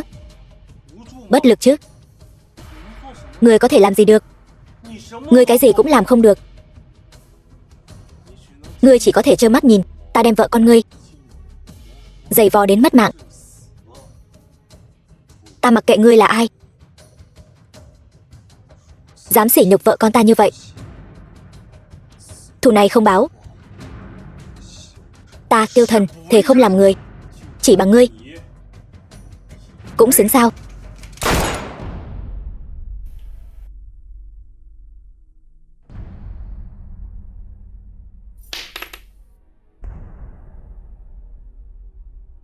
Làm sao? Làm sao có thể?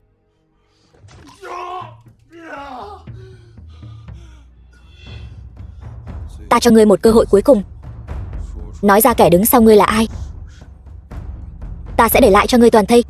Ngươi đừng hòng. Vậy thì ngươi hãy mất mạng đi.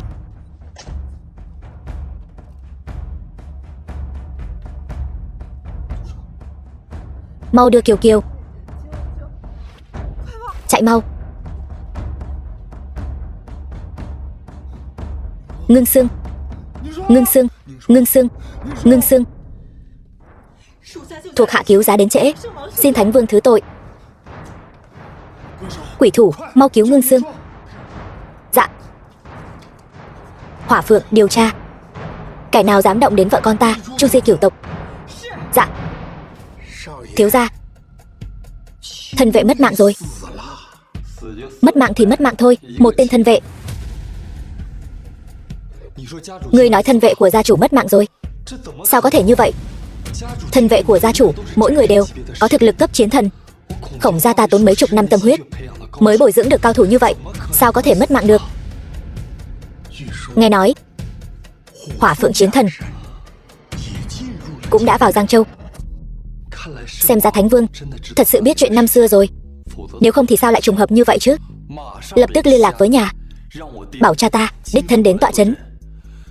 Danh tiếng của gia tộc đệ nhất kinh đô không thể bị hủy hoại. Đã truyền tin cho lão gia rồi. Lão gia trước yến tiệc Thánh Vương nhất định sẽ đến. Một tên thân vệ thăm dò được thái độ của Thánh Vương cũng không tính là lỗ. Chỉ là cô ta Sở Ngưng Sương với Thánh Vương rốt cuộc là quan hệ gì nhỉ? Hay là nói Tiêu Thần có liên quan đến Thánh Vương? Khổng lão an bài Tiêu Thần, tôi muốn mời hắn ăn cơm, cứ nói là tôi biết hung thủ là ai phái tới. Được. Thánh Vương, tiểu thư đã được quỷ thủ xem qua rồi, chỉ là bị kinh hãi, không có gì đáng ngại. Tần Hổ bên đó nghiêm trọng hơn, bị thương nặng, để hắn ta nghỉ ngơi cho khỏe đi. Hung thủ điều tra thế nào rồi? Thuộc hạ bất tài, chỉ tra được người này đến từ kinh đô, thông tin khác hoàn toàn không biết. Ta đoán người này hẳn là thân vệ do đại gia tộc nuôi dưỡng, gia chủ của mấy đại gia tộc. Có động tĩnh gì không? Không có. Gia chủ của mấy đại gia tộc đồng thời tuyên bố bế quan. Quả nhiên chó cắn người không sủa.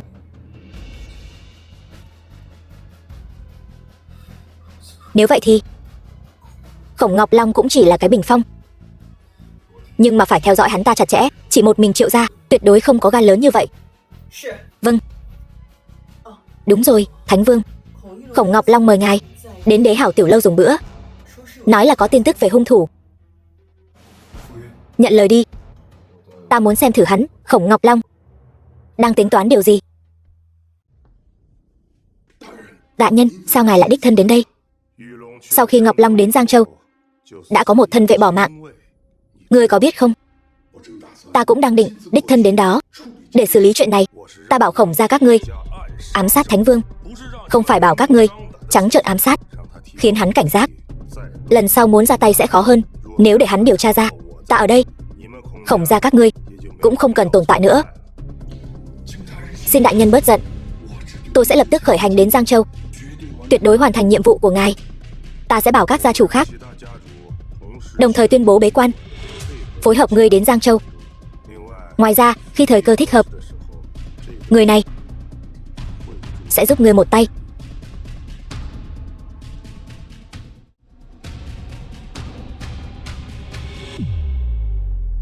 Là hắn ta sao? Này, ra ngoài. Bạn cũ, cuối cùng cũng đến rồi. Ta đợi ngươi lâu lắm rồi. Lại đây. Khổng Ngọc Long, ngươi không cần giả tạo như vậy, có gì thì nói thẳng ra. Ngồi đi. Lần trước ta cũng là bất đắc dĩ. Ngươi cũng biết, chuyện chơi gái mà, đều là gặp gỡ thôi. Cho nên, hôm nay, ta đến đây để tạ lỗi với ngươi. Được, ta chấp nhận.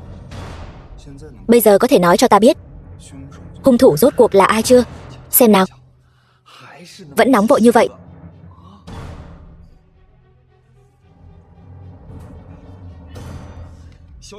Tiêu Thần, cho dù ta nói cho ngươi thì sao? Triệu gia đó không phải là người mà ngươi có thể đắc tội. Nếu ta là ngươi, ta sẽ đến Triệu gia chịu tội, cầu xin tha thứ. Triệu gia? Đúng, chính là Triệu gia. Triệu gia hiện nay có chiến thần phù trợ, lại được Thánh Vương coi trọng. Hôm nay ta mời ngươi đến, cũng là ý của Triệu gia chủ. Chỉ cần ngươi bằng lòng đưa tiểu mỹ nhân kia đến Triệu gia làm huyết nô, đưa tiểu mỹ nhân kia tặng cho Thánh Vương làm quà, Triệu gia nguyện cùng ngươi hóa thù thành bạn. Nói với Triệu gia, yến tiệc Thánh Vương, ta sẽ diệt cả nhà bọn chúng.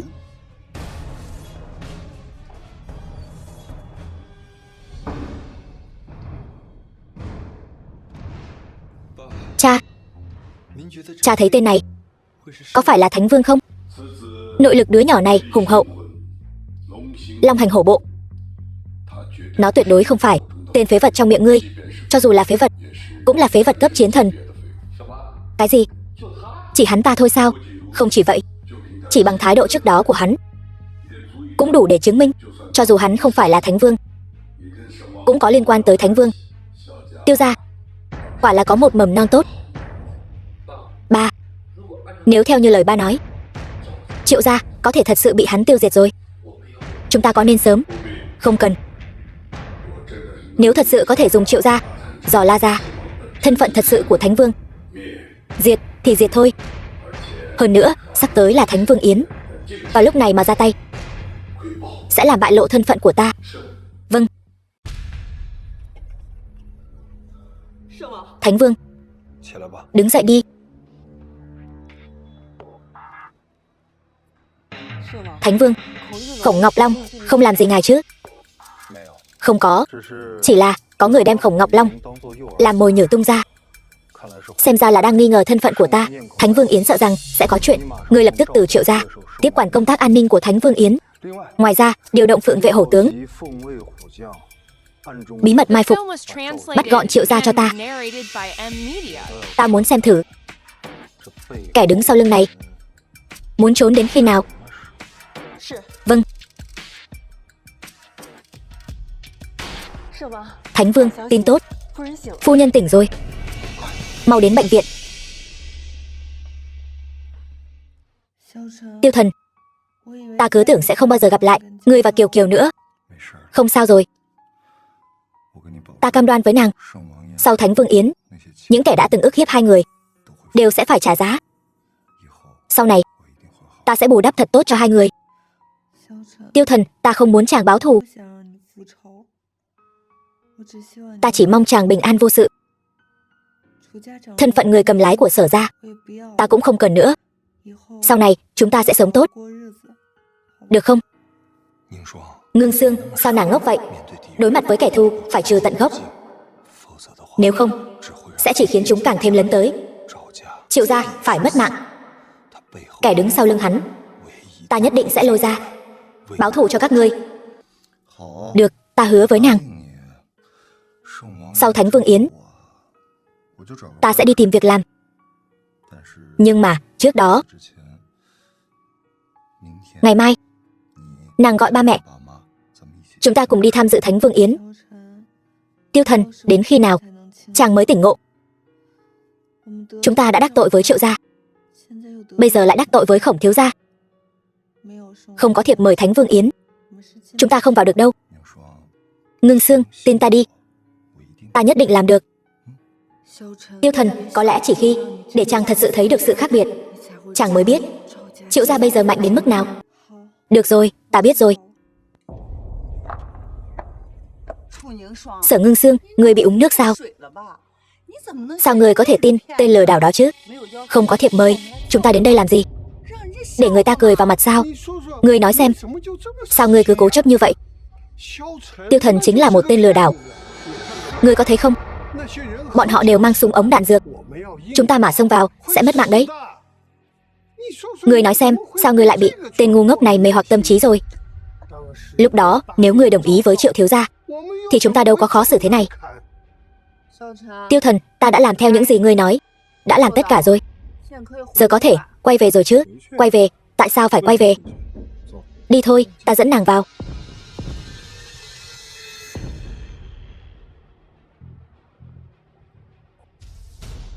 Sở Ngưng Sương, các ngươi đang làm gì vậy? Bà nội đã ra lệnh cấm túc các ngươi rồi mà. Lệnh cấm túc đấy. Các ngươi dám công khai xuất hiện ở đây là muốn chống lại lệnh của bà nội sao? Còn không mau cút về. Bà nội, bà xem, con bé Sở Ngưng Sương này, nó căn bản không coi bà ra gì. Láo xược, đồ khốn này. Lão thái thái, Ngưng Sương không muốn Sở ra tan đàn xẻ nhé, nên mới không muốn mang dự án với Phong Ngưng rút khỏi Sở ra. Muốn bắt nạt cô ấy, phải hỏi ta có đồng ý hay không. Nếu không, dù các ngươi có Khổng gia bảo vệ, ta cũng sẽ khiến các ngươi tan xương nát thịt. Ngươi thật là khoác lác. Cậu này, nếu ngươi thật sự có bản lĩnh đó, cứ thử xem. Nhưng bây giờ, ngươi lập tức cút ra ngoài cho ta. Mẹ, mẹ, Thánh Vương Yến chắc chắn sẽ có rất nhiều nhân vật lớn tham gia. Rất nhiều nhân vật lớn. Chúng ta cũng muốn vào xem. Xin mẹ hãy nói với Khổng thiếu cho chúng con vào với. Đúng, mẹ người một nhà không nói hai lời. Con là con trai ruột của mẹ mà, mẹ không thể thiên vị thế được. Ba mẹ, hai người đang làm gì vậy? Chỉ là một Thánh Vương Yến thôi mà, có cần phải khiến hai người nhục nhã thế này không? Ngươi hiểu gì chứ? Ta nghe nói hậu thuẫn của Triệu gia chính là Khổng gia. Ngươi biết thực lực của Khổng gia không? Đó chính là gia tộc đứng đầu kinh đô, là người có thể nói chuyện trực tiếp với quốc chủ. Những người đến Thánh Vương Yến lần này còn có không ít nhân vật lớn của kinh đô. Nếu có thể giành được vài hợp đồng, đủ cho nhà ta ăn cả đời. Ba, con đã nói con có thể dẫn hai người vào rồi mà. Ngươi còn muốn khoác lác đến bao giờ? Dẫn chúng ta vào. Không có thiệp mời, con vẫn có thể dẫn hai người vào. Ngưng Sương, đi thôi. Cái này, còn làm loạn đến bao giờ? Mặt mũi Sở ra chúng ta đều bị ngươi làm mất hết rồi. Người đâu?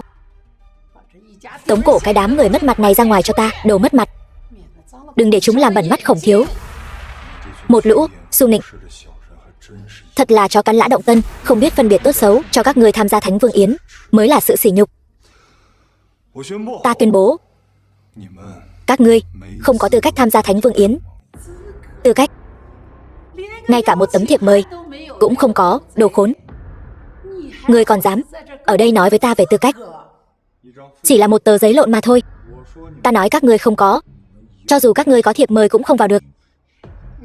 Đồ khốn, khoác lác còn nghiện nữa. Bà ơi, chúng ta vào ngay bây giờ. Cho tên này xem thử. Tốt. Các ngươi không thể qua được. Láo xược, mù sao? Đây chính là thiệp mời Khổng thiếu gia đưa. Dựa vào cái gì mà không được vào? Thiệp mời của các ngươi đã bị hủy bỏ, mời rời khỏi ngay lập tức. Đồ mắt nhìn người thấp kém, mở to mắt ra mà nhìn. Ta chính là nữ nhân của Khổng thiếu gia. Dám ở đây láo xược, ai cho ngươi lá gan? Phượng vệ nghe lệnh. Rõ. Nếu ai còn dám láo xược, lấy mạng không tha. Dạ. Đây là chuyện gì? Thiệp mời tốt như vậy, sao lại bị hủy bỏ rồi? Ta không phải đã sớm cảnh cáo các ngươi rồi sao, không được mang tên này đến. Nếu không, thiệp mời sẽ bị hủy bỏ. Hóa ra là Khổng thiếu gia. Tên khốn. Ngươi xem, ngươi gây ra chuyện tốt gì kia. Ngươi còn muốn hại nhà họ Sở chúng ta, đến khi nào nữa? Khổng thiếu gia, đều là do tên này tự mình đến đây. Chúng ta nào có mang hắn đến đâu. Ta không quan tâm hắn do ai mang đến, chỉ cần hắn xuất hiện ở đây, thiệp mời của các ngươi sẽ bị hủy bỏ. Khổng Ngọc Long, ngươi cũng quá đề cao bản thân rồi. Ngươi thật sự cho rằng bọn họ là vì ngươi mà không vào được sao? Đó là điều đương nhiên. Chẳng lẽ là vì ngươi, kẻ không có cả thiệp mời, chỉ biết đứng bên ngoài khoác lác như tên ăn mày? Dám đánh cược với ta không? Nếu ta có thể vào được, ngươi đầu tư vào nhà họ Sở dự án 20 tỷ đó sẽ giao cho vợ ta và quỳ xuống xin lỗi nàng. Vậy nếu ngươi không làm được thì sao? Ta mặc ngươi xử trí. Tốt. Ngưng Sương, nàng có nguyện ý tin tưởng ta không? Ngưng Sương, không được đi theo tên này làm loạn đâu. Những người đó thật sự có thể lấy mạng người đấy. Tiêu Thần, ta tin tưởng chàng lần cuối. Tốt, ta nhất định sẽ không làm nàng thất vọng. Đi theo ta. Đồ không biết tốt xấu. Phượng vệ chính là thân vệ của Thánh Vương, làm loạn trước mặt bọn họ. Tiêu Thần, ngươi muốn mất mạng. Hỏa Phượng cung nghênh Tiêu tiên sinh. Sở tiểu thư. Cung nghênh Tiêu tiên sinh, Sở tiểu thư.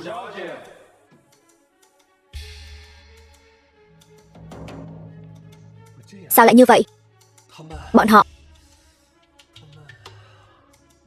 chẳng lẽ Thánh Vương nhìn chúng Sở Ngưng Sương là thật?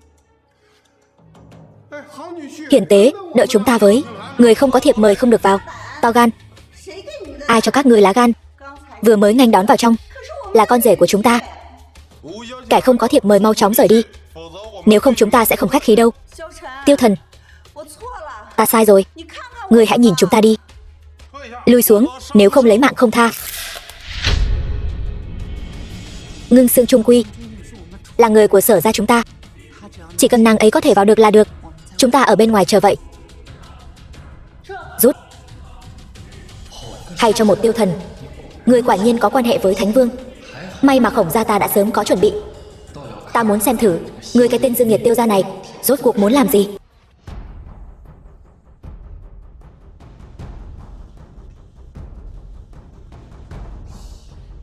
Tiêu Thần tên khốn kiếp này đã dẫm phải vận may gì vậy?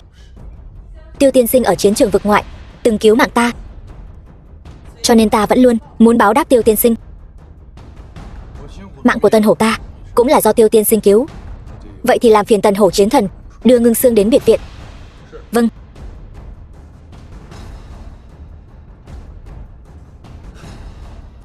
Khốn kiếp, chỉ bất quá là vô tình cứu mạng chiến thần. Tên ăn mày hôi thối vận may cũng tốt thật. Xem tiểu gia hôm nay ta xử lý người thế nào. Mọi việc làm xong chưa? Đã làm xong cả rồi. Tiêu Thần, ta cứ tưởng ngươi lợi hại lắm. Không phải chỉ là cứu chiến thần thôi sao? Mượn oai hùng. Hỏa Phượng, dạy hắn làm người.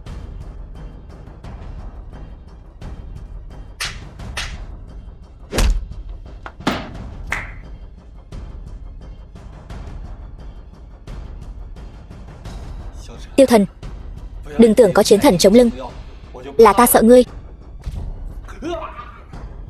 Mau thực hiện lời hứa cá cược, nếu không đừng hòng sống mà đi ra ngoài. Anh hùng không chịu thiệt trước mắt.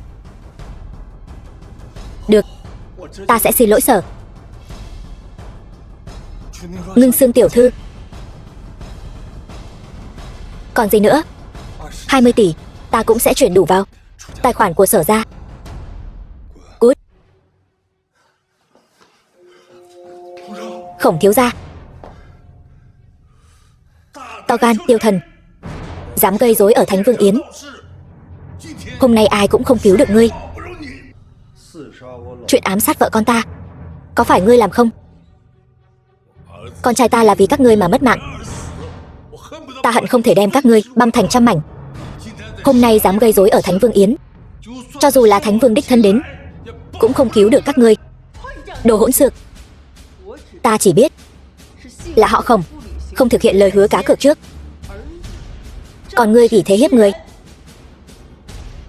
Thánh Vương vì ngươi mà nổi giận, đã rời đi rồi. Món nợ này ta phải cùng ngươi tính toán cho rõ ràng. Những người không liên quan mau chóng rời đi. Phụng vệ dọn dẹp hiện trường. Thánh Vương vậy mà đã rời đi rồi. Chẳng lẽ Tiêu Thần thật sự không phải Thánh Vương? Tên ăn mày hôi thối, dẫm phải phân chó. Ngươi cứ chờ đấy. Hỏa Phượng Chiến Thần.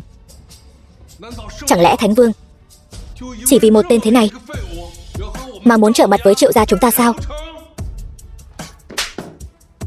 Láo xược, dám sỉ nhục Thánh Vương đại nhân. Ta muốn người mất mạng không nơi chôn thân. Ngươi lại là Thánh Vương. Ta liều mạng với ngươi. Triệu Sơn Hà, ta cho ngươi cơ hội cuối cùng. Nói mau, năm xưa tại sao diệt Tiêu gia ta? Ta để ngươi toàn thây.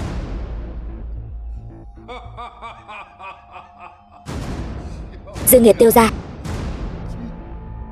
Ngươi muốn biết sự thật sao? Ngươi đừng hòng. Dù ta có mất mạng cũng sẽ không nói cho ngươi biết. Cho dù ngươi là Thánh Vương đại nhân thì đã sao? Khi ngươi chạm đến sự thật cũng sẽ nhanh chóng xuống đây. Cùng ta.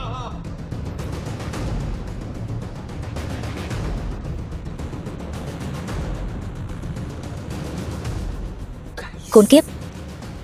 Thánh Vương, hắn nuốt độc rồi. Không sao, thu dọn trước đã. Nắm giữ Giang Châu. Nhưng Thánh Vương, tôi có một việc không rõ. Khổng gia đã nhảy ra rồi. Tại sao ngài lại nhắm vào Triệu gia? Hắn, Triệu Sơn Hà, năm xưa dám ra tay quả quyết như vậy mà không hề bị trừng phạt. Phía sau nhất định có chỗ dựa lớn hơn. Khổng Ngọc Long hôm nay rời đi dứt khoát như vậy là vì ngươi nói Thánh Vương đã đi rồi. Vậy Thánh Vương, chúng ta làm gì tiếp theo? Trước tiên dốc toàn lực chuẩn bị lễ đính hôn 3 ngày sau. Ta đã hứa với Ngưng Sương sẽ cho nàng một hôn lễ long trọng nhất. Tôi đi trước đây, kẻo Ngưng Sương lo lắng. Vâng. Con dâu, thằng con rể này có tiền đồ đấy. Đợi tiệc Thánh Vương kết thúc thì để nó đến chi nhánh công ty tìm chức giám đốc mà làm. Mẹ xem Tiêu Thần đã về rồi. Vậy chúng ta cùng về công ty thôi. Vừa hay. Con giúp mẹ hỏi xem Tiêu Thần quen biết Chiến Thần thế nào. Vừa hay. Cũng có thể giúp chúng ta giới thiệu. Chỉ sợ hắn không có cơ hội đó nữa rồi. Tiêu Thần dám đánh ta ở Thánh Vương Điện thì ép ta phải xin lỗi. Còn chọc giận Thánh Vương bỏ đi, hắn tiêu đời rồi. Còn các ngươi Sở gia cứ chờ mà chịu sự trả thù của Khổng gia ta đi. Còn muốn lấy từ ta 20 tỷ tài sản. Mơ đi. Chuyện này sao có thể? Khổng thiếu gia, cậu không thể như vậy được. Cậu không phải đã hứa với tôi sao? Chỉ cần tôi lên giường với cậu, cậu sẽ nâng đỡ tôi làm người cầm quyền của Sở gia. Dự án hợp tác 20 tỷ này cũng không xem lại mình là cái thứ gì mà cũng đáng giá 20 tỷ. Cút ra, đừng cản đường lão tử. Gầy trơ xương, để cho ta đau muốn mất mạng. Ngưng Sương, Khổng thiếu gia nói là thật sao? Tiêu Thần đánh Khổng thiếu gia còn đắc tội với Thánh Vương. Tiêu Thần là vì banh vực con mới đánh Khổng thiếu gia. Còn Thánh Vương là vì Triệu gia mới rời đi. Không liên quan gì đến Tiêu Thần. Ngươi đến bây giờ vẫn còn vì tên đó mà thoái thác. Khổng thiếu gia đã nói rồi, chính là vì Tiêu Thần muốn rút lại đối với Sở gia 20 tỷ đầu tư. Hắn nhất định phải có một lời giải thích. Không biết các ngươi muốn lời giải thích thế nào? Ngươi nhất định phải tìm lại cho ta dự án hợp tác 20 tỷ. Đừng nói 20 tỷ, cho dù là 50 tỷ. Chỉ cần Ngưng Sương muốn, ta cũng có thể cho nàng. Nhưng ngươi tính là thứ gì? Anh điên rồi. Được. Ngươi cái tên này đến bây giờ còn dám nói năng ngông cuồng. Ngươi cũng không sợ gió lớn thổi bay lưỡi. 50 tỷ mà thôi, Tiêu tiên sinh vẫn có thể chi trả. Hỏa Phượng Chiến Thần, ngài đây là? Thánh Vương có lệnh. Khổng Ngọc Long và Tiêu tiên sinh có ước định trước, lại cự tuyệt thực hiện. Nay Thánh Vương Điện cưỡng chế thi hành, thu hồi Khổng gia 20 tỷ tài sản, đồng thời tịch thu 30 tỷ tài sản, cho Sở tiểu thư làm của hồi môn. 3 ngày sau tại đây, chính thức cầu hôn Sở tiểu thư. Cái gì? Sở Ngưng Xương cái đồ dày dắt này, dám sỉ nhục Sở tiểu thư nữa, ta cho người mất mạng không chỗ chôn. Thánh Vương Yến đã kết thúc. Chư vị xin cứ tự nhiên.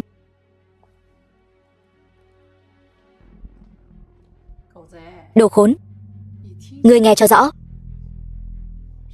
Thánh Vương nhìn trúng Ngưng Xương rồi.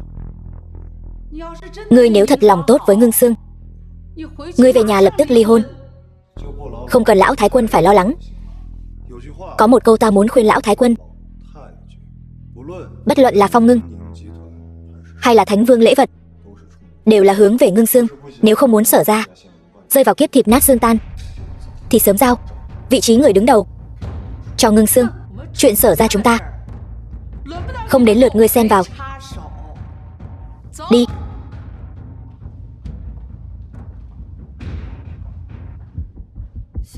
Tiêu Thần, rốt cuộc là chuyện gì? Ta không phải đã nói rồi sao?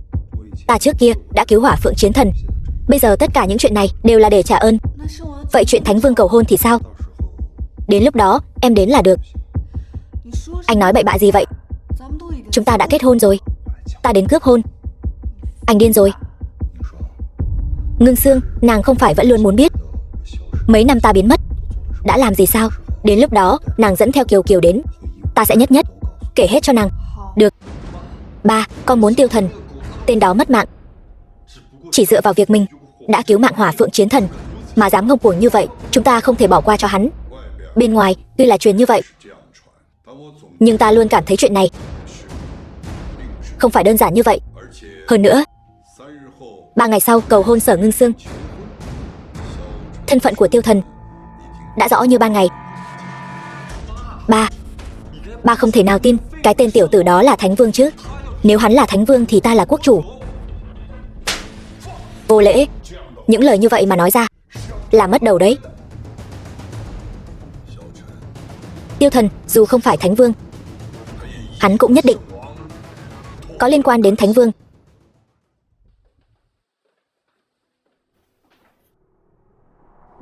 Gia chủ, không hay rồi.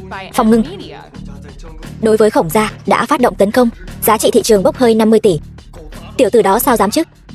Bên Hỏa Phượng Chiến Thần truyền ra tin tức 50 tỷ này là do cá cược với Khổng thiếu gia, không có ý đối đầu với Khổng gia. Nhìn xem con gây ra chuyện tốt gì kia, gia sản của Khổng gia đều bị con làm cho tiêu tan hết rồi. Nếu Tiêu Thần thật sự là Thánh Vương, sao có thể bỏ qua cơ hội này được? Chẳng lẽ ta đoán sai rồi? Không được, có thời gian phải đi gặp vị kia một chút. Gia chủ Thánh Vương có lạnh, Triệu gia chủ bị tình nghi thu lợi bất chính, tất cả doanh nghiệp của Triệu gia đều bị Phong Ngưng khống chế. Triệu gia diệt vong. Vào ngày mai sẽ triệu tập đại hội đấu thầu, chỉnh đốn lại thị trường Giang Châu. Ba ơi, Triệu gia phát triển ở Giang Châu, nếu chúng ta có thể giành được gia sản của Triệu gia thì 50 tỷ này chẳng là gì cả. Vậy con còn chờ gì nữa? Mau đi chuẩn bị kế hoạch đi. Thuận tiện mang cho Tôn tổng 1 tỷ. Sản nghiệp của Triệu gia nhất định phải giành được. Tiêu Thần, tiểu tử đó, hắn đắc tội với Triệu gia, còn đắc tội với Khổng thiếu gia nữa, tức điên ta rồi. Mẹ ơi, mẹ bớt giận. Sở Ngưng Xương đâu? Bà nội, con sẽ không gả cho Thánh Vương. Trong tiệc cầu hôn, con sẽ nói rõ với Thánh Vương. Hỗn xược. Tiểu tử đó bây giờ đã đắc tội với bao nhiêu người rồi, con còn muốn theo hắn nữa sao? Chẳng lẽ con muốn Sở ra ta tan cửa nát nhà sao? Mẹ, Triệu gia diệt vong rồi, Sở ra chúng ta cơ hội trỗi dậy đã đến. Ngớ ngẩn. Triệu gia sao có thể diệt vong được? Ở Giang Châu, bọn họ một tay che trời. Là thật. Thánh Vương cố ý để Triệu gia trở thành người đứng đầu, soạn thảo thư mời là để nhổ cỏ tận gốc Triệu gia. Bây giờ do Phong Ngưng nắm giữ, đấu thầu lại do Tôn tổng xét duyệt.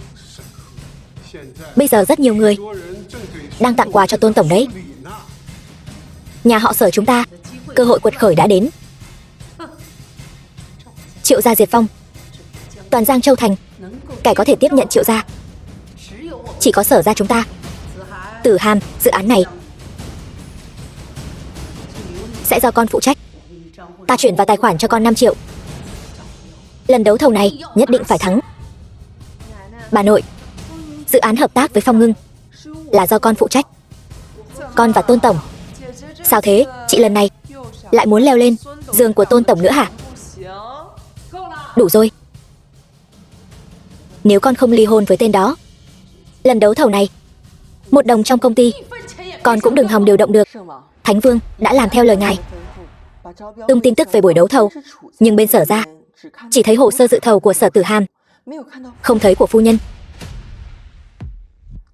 Theo tình báo của thuộc hạ, phu nhân vì từ chối ly hôn với ngài nên Sở gia đã đóng băng toàn bộ số tiền phu nhân có thể sử dụng. Vì không có cách nào tặng quà cho Tôn tổng nên phu nhân đành phải từ bỏ. Ngài xem có cần thuộc hạ giúp phu nhân? Không cần. Vốn dĩ ta còn muốn cho Sở gia một cơ hội. Chuyện này ta tự xử lý. Vâng. Đúng rồi Thánh Vương, còn một việc nữa. Quỷ thủ nói vết thương trên người Tần Hổ không giống bị ngoại lực gây ra. Ta biết. Nếu không thì ta cũng sẽ không vội vàng gọi ngươi về như thế. Ngươi hãy âm thầm quan sát, trở nên khinh suất. Ngưng Sương, hiện tại con tuy có dự án 10 tỷ của Phong Ngưng trong tay, nhưng mà con phải giành được doanh nghiệp của Triệu gia, thì đời sau con sẽ không phải lo lắng nữa. Bây giờ tiền của con bị đóng băng, không thể tặng quà. Vậy dự án này chắc chắn sẽ để Sở Tử Hàm lấy mất. Chẳng lẽ con muốn cả đời bị nó đè đầu cưỡi cổ sao? Con cứ nghe lời bà, ly hôn với tên nhóc đó đi. Buổi đấu thầu của Phong Ngưng lần này xem xét năng lực, chứ không phải ai tặng quà nhiều hơn. Tôi tin tưởng với thực lực của Ngưng Sương nhất định có thể thuận lợi giành được lần đấu thầu này. Tên này, cậu đến đây làm gì? Dĩ nhiên là giúp Ngưng Sương giành được dự án này. Buổi đấu thầu ngày mai tôi đi cùng cô. Sở Ngưng Sương, sao cô lại đến đây? Cô cố tình đến chọc tức tôi phải không? Buổi đấu thầu này hướng đến toàn Giang Châu, cô đến được. Tại sao Ngưng Sương lại không đến được? Tiêu Thần, tên ăn bám này sợ là vẫn chưa biết đâu nhỉ. Sở Ngưng Sương bây giờ ngay cả 1 đồng cũng không điều động được. Cậu cũng không tìm hiểu xem lần đấu thầu này quà tặng cho Tôn tổng ít nhất cũng phải 1 triệu khởi điểm. Cô ta có tư cách đó sao? Có tư cách đó không? Không phải do ngươi quyết định. Tư cách quả thật không phải do ta quyết định. Nhưng ta có thể khẳng định là cái công ty rách nát của cô ta chắc chắn không có cơ hội. Suất dự thầu lần này ta nhất định phải có được. Suất của hội nghị đấu thầu lần này là của vợ ta, ai cũng không lấy được.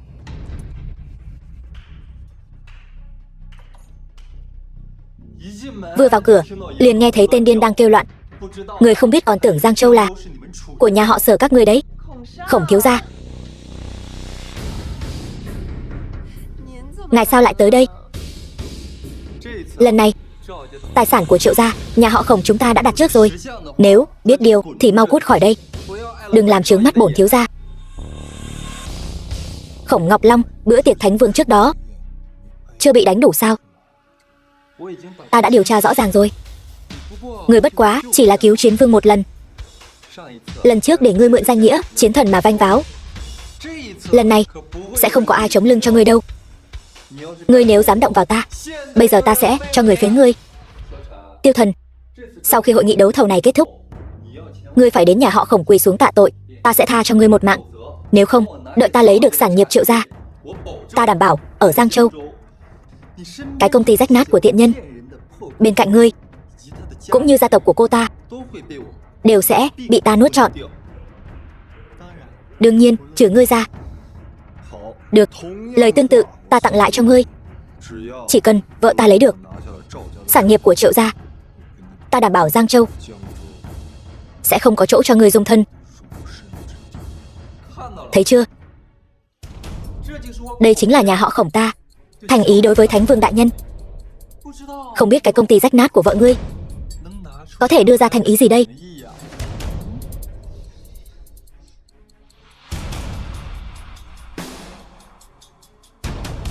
Các ngươi, Sở Ngưng Sương, ngươi sẽ không thật sự cho rằng đây là một Hội nghị đấu thầu bình thường chứ? Phong Ngưng cũng không phải nuốt không trôi. Doanh nghiệp của Triệu gia công khai đem ra đấu thầu như vậy, không phải là vì Tôn tổng muốn có được nhiều lợi ích hơn sao? Ta đã nghe ngóng rồi. Tôn tổng thích nhất chính là xe sang.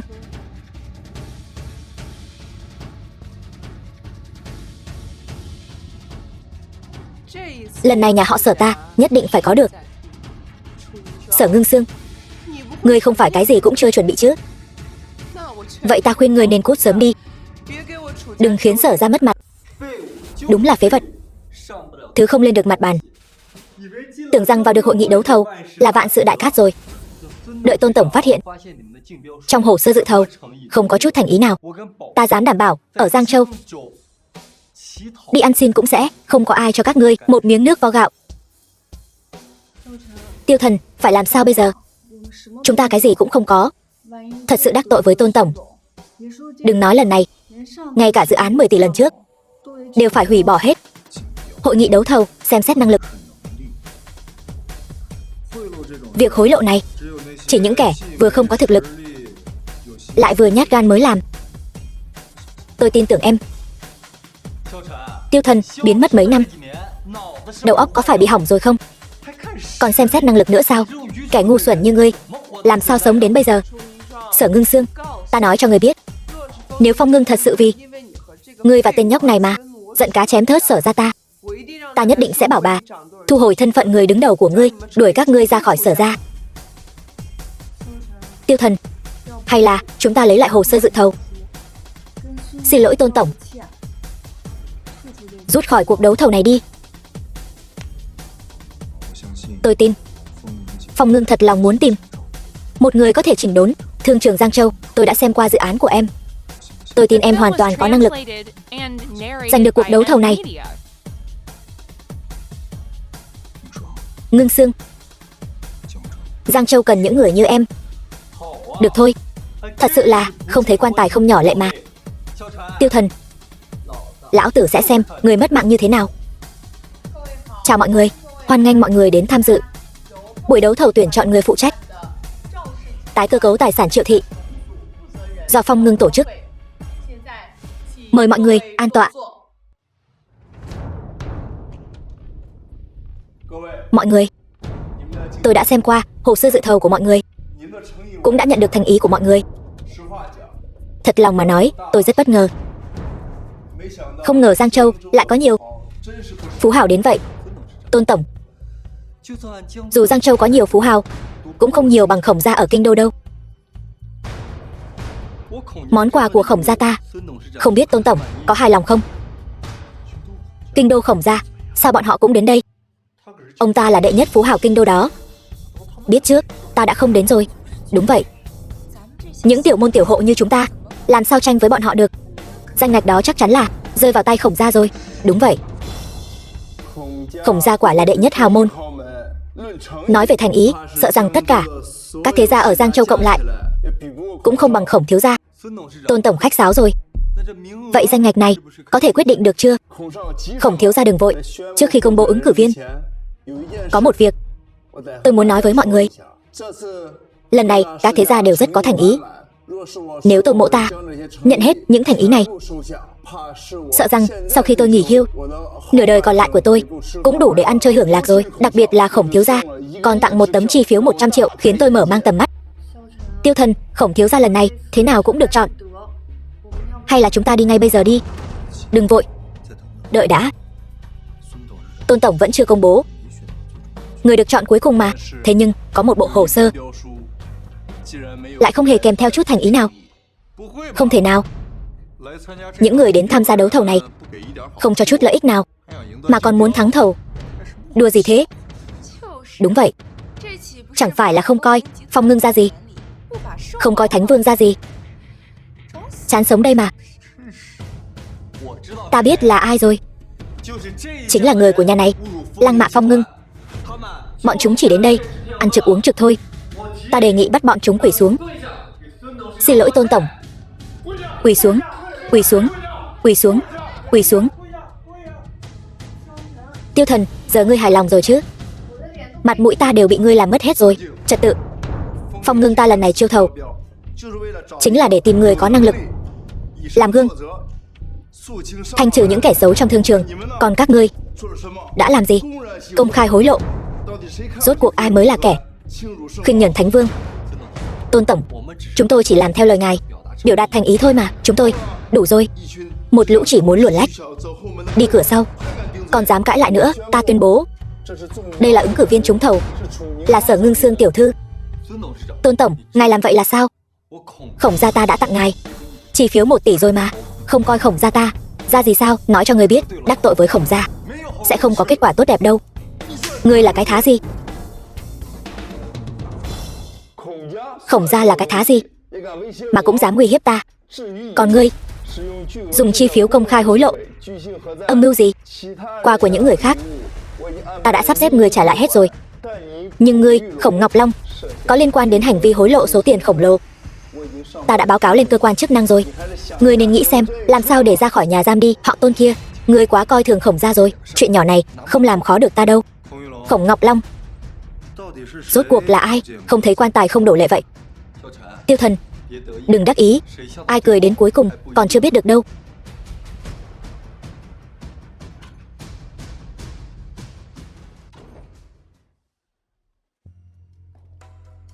Tiêu Thần, lần này ngươi thật sự giành được danh ngạch rồi sao?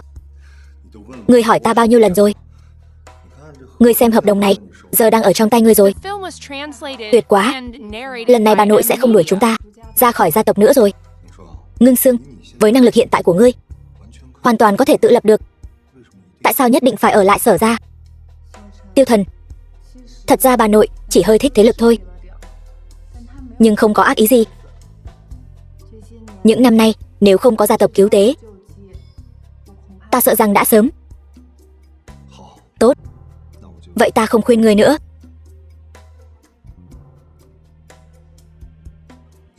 Ngưng Sương, sao muội lại ngốc như vậy? Sở ra chính là một lũ quỷ hút máu, nhưng muội yên tâm, có ta ở đây, không ai có thể bắt nạt muội. Ta sớm muộn gì cũng sẽ cho muội thấy rõ bộ mặt thật của Sở ra. Phong Ngưng, Tiêu Thần, Sở Ngưng Sương, các người thật to gan, đã liên lạc với thị trưởng Giang Châu, nhưng bọn họ đều từ chối giúp đỡ, nói thiếu gia đắc tội với Thánh Vương. Bọn họ không dám ra tay. Ngươi lùi xuống đi, việc này ta sẽ xử lý.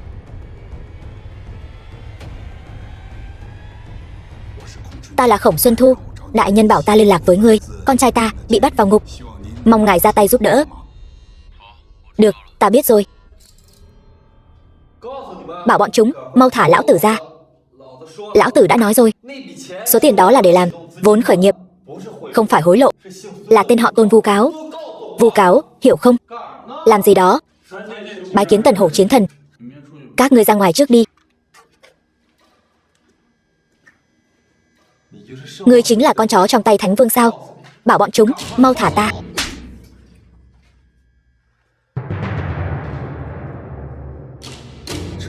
Thành sự thì ít, bại sự có thừa. Tần Hổ, nghe nói ngươi đã thả Khổng Ngọc Long. Thánh Vương, Giang Châu có người thả tin tức. Hơn nữa Khổng Ngọc Long một mực khẳng định 1 tỷ đó là vốn khởi nghiệp, từ chối thừa nhận hối lộ, nên chỉ có thể thả. Thánh Vương Điện khi nào lại tin cả cái cớ cùi bắp như vậy? Xin Thánh Vương trách phạt. Nếu không có lý do thích hợp, cái chức vị chiến thần này ngươi hãy từ bỏ đi. Thánh Vương Điện chúng ta không cần kẻ vô dụng. Thánh Vương, Khổng Ngọc Long hẹn ngài đến nhà xưởng bỏ hoang ngoại ô gặp mặt. Hắn nói có tin tức về phụ thân ngài. Tần Hổ, ngươi có biết mình đang nói gì không?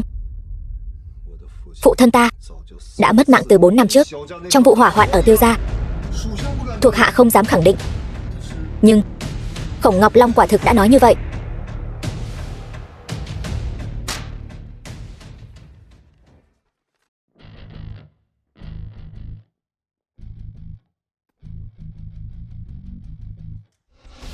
Ngươi tốt nhất đừng lừa ta.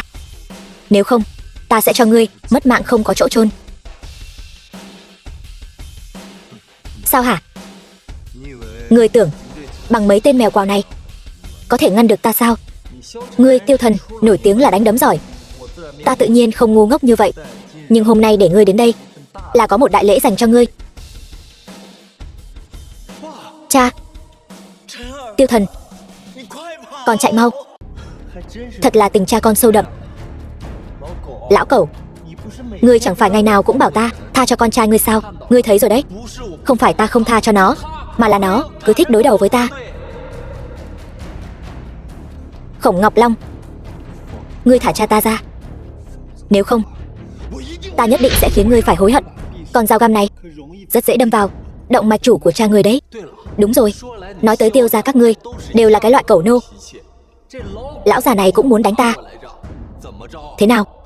Sau khi bị ta rút máu vài lần, hắn chỉ muốn quỳ xuống liếm giày cho ta, còn cầu xin ta muốn gặp ngươi lần cuối.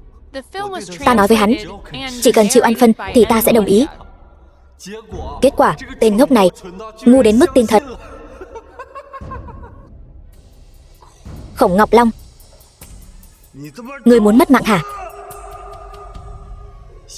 Tiêu Thần, tên ngốc nhà ngươi, Tiêu gia các ngươi sinh ra đã đáng đời, bị nuôi nhốt, bị rút máu, giống như lão già này. Tên ngốc ngươi cũng vậy thôi. Ta vốn tưởng rằng Khổng gia các ngươi chỉ là đồ trưng bày, bây giờ xem ra ngươi rất rõ kẻ đã diệt Tiêu gia ta năm xưa là ai. Nói, sau lưng ngươi rốt cuộc là ai? Ta sẽ để lại cho ngươi toàn thây. Tiêu Thần, đầu óc hỏng rồi sao? Không phân biệt được tình hình sao?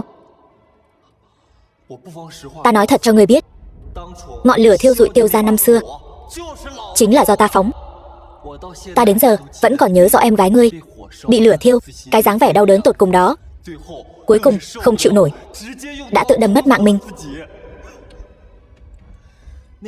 Cái dáng vẻ đáng thương đó hệt như lão già này cầu xin ta đừng rút máu hắn vậy, giống hệt. Tiêu Thần, cho ngươi cơ hội cuối cùng, quỳ xuống bò đến trước mặt ta. Nếu không, ta sẽ lấy mạng lão già này ngay bây giờ. Khổng thiếu gia, xin hãy tha cho con trai tôi. Ngươi cứ rút máu của ta, mạng của ta cho ngươi hết. Cha, cha đừng cầu xin hắn. Con đảm bảo với cha, con nhất định sẽ đưa cha ra ngoài. Tiêu Thần, con đi đi. Con không thể chọc vào Khổng gia đâu. Cái mạng hèn mọn này của cha không đáng giá gì. Nhưng con còn trẻ mà. Con đi đi. Tiêu Thần, cho ngươi cơ hội cuối cùng, bây giờ quỳ xuống bò đến trước mặt ta. Nếu không, ngày này năm sau chính là ngày giỗ của lão già này.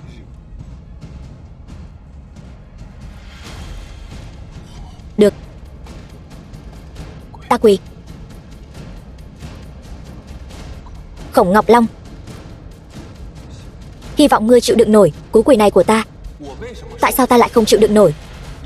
Ngươi hại ta mất 50 tỷ, lại còn khiến ta mất quyền đấu thầu cho dự án của Triệu gia, còn hại ta vào tù. Ta lột da róc xương ngươi còn được, bây giờ bảo ngươi quỳ xuống đã là rẻ cho ngươi rồi. Khổng thiếu gia, ngươi muốn ta làm sao cũng được. Ta cầu xin ngươi tha cho con trai ta. Ta làm trâu làm ngựa cho ngươi đều được. Lão già, ngươi im mồm cho ta. Ngươi là cái thá gì? Máu trên người ngươi đều sắp bị ta rút cạn rồi. Ngươi đối với Khổng gia ta, đối với vị kia không còn bất kỳ giá trị nào nữa. Mẹ của đứa nhỏ đó bị Thánh Vương đại nhân nhìn trúng, chúng ta không động được. Bây giờ sao?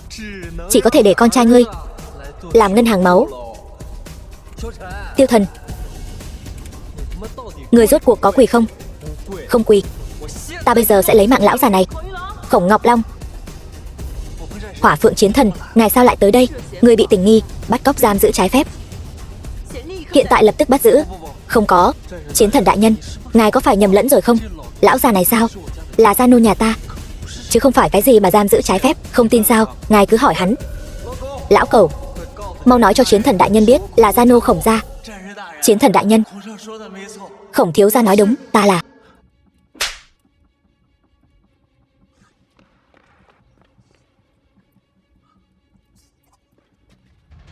Ba, yên tâm, cứ nói thật đi. Hôm nay dù quốc chủ tới thì hắn, Khổng Ngọc Long cũng phải mất mạng. Khổng Ngọc Long, ngươi sỉ nhục Thánh Vương đại nhân, giam giữ phụ thân Thánh Vương, ngươi có mấy cái đầu để rơi. Chiến thần đại nhân, ngài có phải nhầm lẫn rồi không? Tiêu thần chính là người Tiêu gia, sao có thể là Thánh Vương đại nhân? Hơn nữa ta nhận ra các ngươi tham kiến Thánh Vương đại nhân. Tần Hổ, sao có thể? Ngươi nói cho ta biết hắn không phải là Thánh Vương đúng không? Hắn chỉ là một tên khốn kiếp. Hơn nữa hôm nay ta tới đây, kẻ này bôi nhọ tôn nghiêm Thánh Vương, giam giữ phụ thân Thánh Vương. Hỏa Phượng, ngươi còn giữ hắn làm gì? Hỏa Phượng, đưa ba ta đi cho quỷ thủ y thánh chữa trị. Tiêu gia ta xuất long rồi.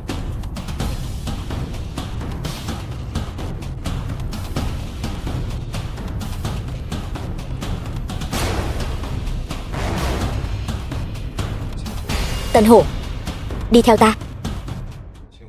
Tần Hổ, ngươi có gì muốn nói không? Khổng gia tội đáng mất mạng. Thuộc hạ xin Thánh Vương hạ lệnh, để thuộc hạ dẫn hổ vệ diệt Khổng gia. Khổng Ngọc Long chỉ là một tên ăn chơi trác táng của Khổng gia. Căn cơ của Khổng gia ở kinh đô, cây to dễ lớn, hổ vệ có thể dễ dàng diệt được sao? Thánh Vương nói chí phải. Tần Hổ,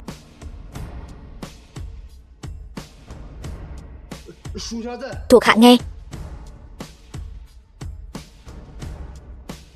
Thôi, ngày mai là tiệc cầu hôn, đừng làm rối thêm nữa. Đem đầu Khổng Ngọc Long đưa cho gia chủ Khổng gia. Cứ nói. Tiêu thần, chờ Khổng gia trả thù. Vâng. Gia chủ, Tần Hổ chiến thần nhờ người gửi tặng ngài hộp quà này. Chẳng lẽ là việc đã thành công?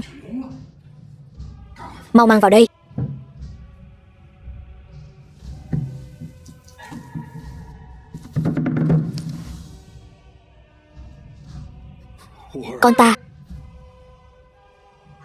Con ta mất mạng thảm quá. Gia chủ, Tần Hổ chiến thần còn nói. Nói cái gì? Hắn nói Tiêu thần nhắn lại, hắn ở Giang Châu, tùy thời chờ ngài trả thù. Tốt lắm. Tiêu thần giỏi lắm. Tần Hổ giỏi lắm.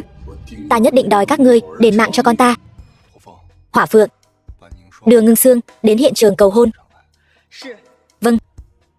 Ngưng Xương, ta nhất định sẽ cho nàng trở thành người phụ nữ hạnh phúc nhất thế giới. Sở Ngưng Xương thật là làm rạng danh cho Sở gia chúng ta. Năm đó chưa cưới đã có thai, trở thành trò cười cho Sở gia. Sau đó lại leo lên giường Triệu thiếu, hại Triệu gia tan cửa nát nhà. Bây giờ lại bám víu lấy Thánh Vương. Cô ta đúng là đồ hám trai. Cái gì mà đồ hám trai? Tôi thấy là đang nói cô đó. Cái đầu bị Khổng thiếu gia chơi chán rồi bỏ. Bà nội, Sở Ngưng Xương mới làm gia trụ Sở gia được mấy ngày, cả nhà bọn họ đã dám ngông cuồng hống hách như vậy. Nếu để lâu, sợ là đến cả bà bọn họ cũng chẳng coi ra gì. Ta còn chưa mất mạng đâu. Mẹ ơi, không dám. Bà sống lâu trăm tuổi. Bà nội, Sở Ngưng Xương nhất định không thể quản lý được Sở gia chúng ta. Cơ nghiệp lớn như vậy, đợi cô ta và Thánh Vương kết hôn, gạo nấu thành cơm. Bà xem, Sở Tử Hàn, cô là cái thá gì? Còn dám so sánh với Ngưng Xương nhà chúng ta. Đợi Ngưng Xương nhà chúng ta kết hôn với Thánh Vương, cô xách dép cho nó cũng không xứng. Thím vẫn nên đừng đắc ý thì hơn. Sở Ngưng Xương còn có hôn ước với tên vô dụng đó. Hơn nữa, bọn họ còn có một tiểu nghiệt chủng. Con dâu, con biết nên làm gì rồi chứ? Mẹ yên tâm. Về nhà, con sẽ bảo Ngưng Xương ly hôn với tên vô dụng đó. Còn hôn ước, Sở gia chúng ta chưa bao giờ thừa nhận. Còn tên vô dụng đó, với Sở gia chúng ta chẳng có dính dáng gì cả. Khó trách Sở Ngưng Sương nhiều thủ đoạn như vậy. Hóa ra đều là học từ thím. Xuân Cung Đồ quả nhiên danh bất hư truyền. Tử Hàm được mở mang tầm mắt rồi. Ghen tị lắm chứ gì. Cô muốn học cũng không học được đâu. Sở Ngưng Sương ngày nào cũng cuốn quýt với tên vô dụng đó. Có thể ly hôn được hay không còn chưa chắc đâu. Cô ta dám sao? Nó còn dám cãi lại nữa sao? Dám hay không, không phải do cô quyết định.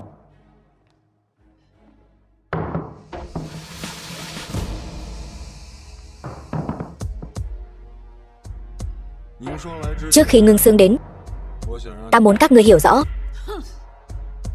Tên khốn kiếp, ta cho ngươi hiểu rõ, ngươi không xứng với Ngưng Sương.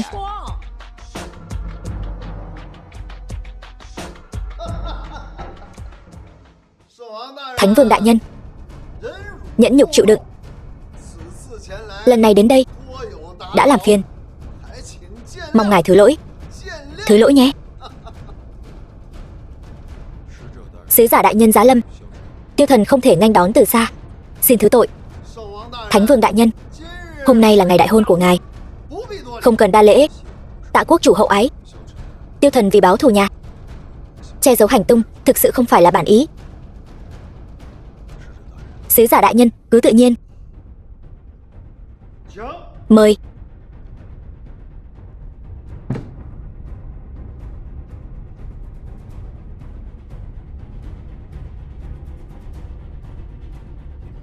Thì ra Tiêu Thần chính là Thánh Vương.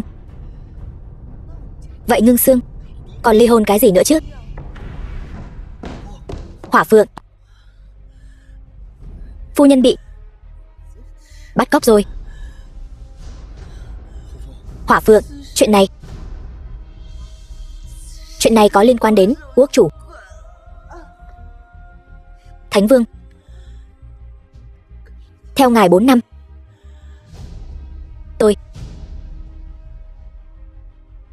tôi rất ngưỡng mộ phu nhân.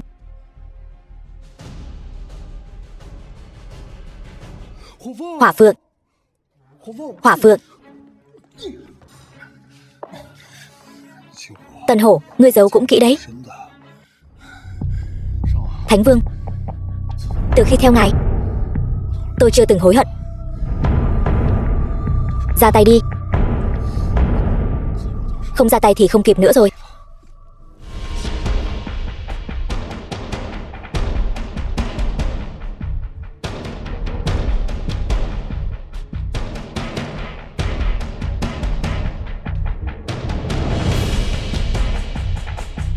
Nhìn lầm người, khiến sứ giả đại nhân chê cười rồi. Không sao, đây đều là chuyện nhà của Thánh Vương. Nhiệm vụ của tôi đã hoàn thành. Cáo từ.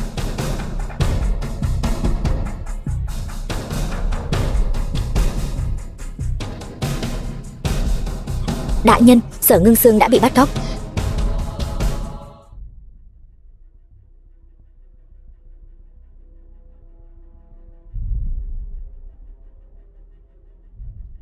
Mẹ, muội muội, anh về trễ rồi. Con hứa với mọi người, nhất định sẽ tìm ra kẻ chủ mưu, diệt Tiêu gia năm đó, khiến chúng phải trả giá. Tiêu Thần, Triệu gia, Khổng gia đều đã bị diệt rồi, đã đáng giá rồi. Con đừng mạo hiểm nữa, được không? Cha, nhiều năm qua con ở vực ngoại, thù hận là động lực duy nhất của con. Bất kể đối phương mạnh đến đâu, con nhất định sẽ đưa chúng ra trước pháp luật. Nhưng kinh đô không giống Giang Châu, nơi đó rồng cuộn hổ ngồi, chỉ cần sơ sẩy một chút. Cha đừng khuyên con nữa, ý con đã quyết. Được rồi, nhưng nếu thực sự không địch lại được thì hãy về Giang Châu. Nơi này mãi mãi là nhà của con. Vâng.